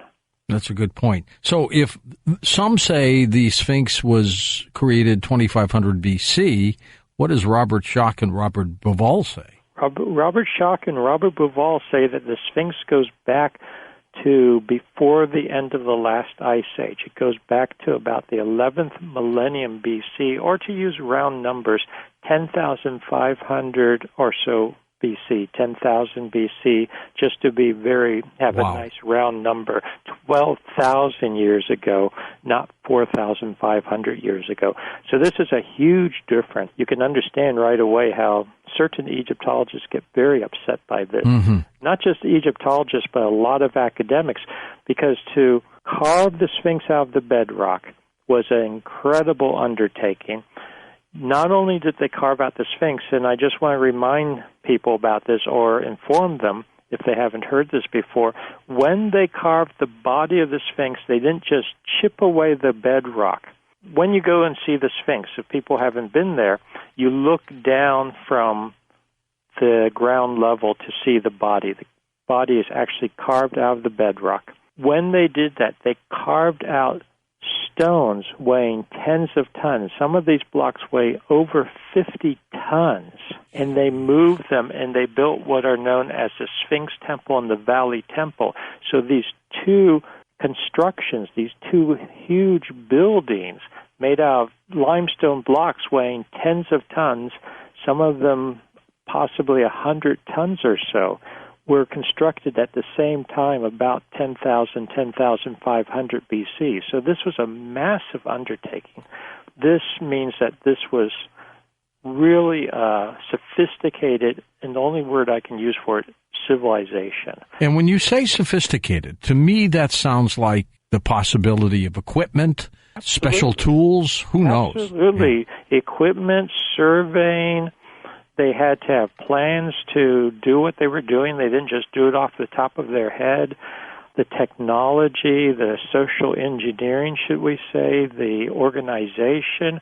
Before the end of the last ice age, a good 6,000 plus years before civilization even arose. Is that why it's so controversial, Robert? Because given the fact that it was made, created, and carved 12,000 years ago, I would say, well, God, that's exciting. That's great. But it's controversial. Why? It's great, but it's incredibly controversial because it really more than doubles how far civilization goes back. But more important than that, in my opinion, it's not just that civilization goes back an extra 6,000 or 7,000 years, but there's nothing in between. It indicates, and this is a big part of the story, in my opinion, that civilization was snuffed out, that we had these terrible catastrophes at the end of the last ice age, natural catastrophes, and it destroyed what I call earlier cycle of civilization. That leads to all kinds of questions, which we started talking about already, which is how vulnerable can a civilization be? How vulnerable could our civilization be? That we're not the pinnacle of creation. You know, it hasn't all been one-way progress, getting better and better. There have been stops and starts. There have been ups and downs. And that's a very different view than the standard concept that it's been a one-way upward trajectory from primitive cavemen to us. Could they have been caught with the Noah flood as well? Actually, the Noah flood is very interesting. I suspect that the origins of the whole concept of Noah's flood really goes back to the end of the last ice age, when, among other things, you had torrential rains. Which could be depicted on the Sphinx, all that rain. Yeah. Absolutely. I mean, I think the Sphinx stands as a monument. It's a testament to those torrential rains that came down.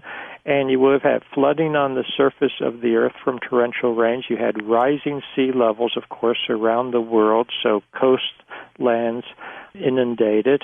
All of this really sets up the flood. It also ties in with Atlantis. This is what Plato was describing at the same time period.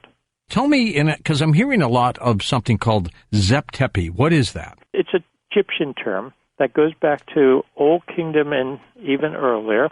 It can be basically translated as the first time or the beginning of time, the beginning of creation, the first civilization.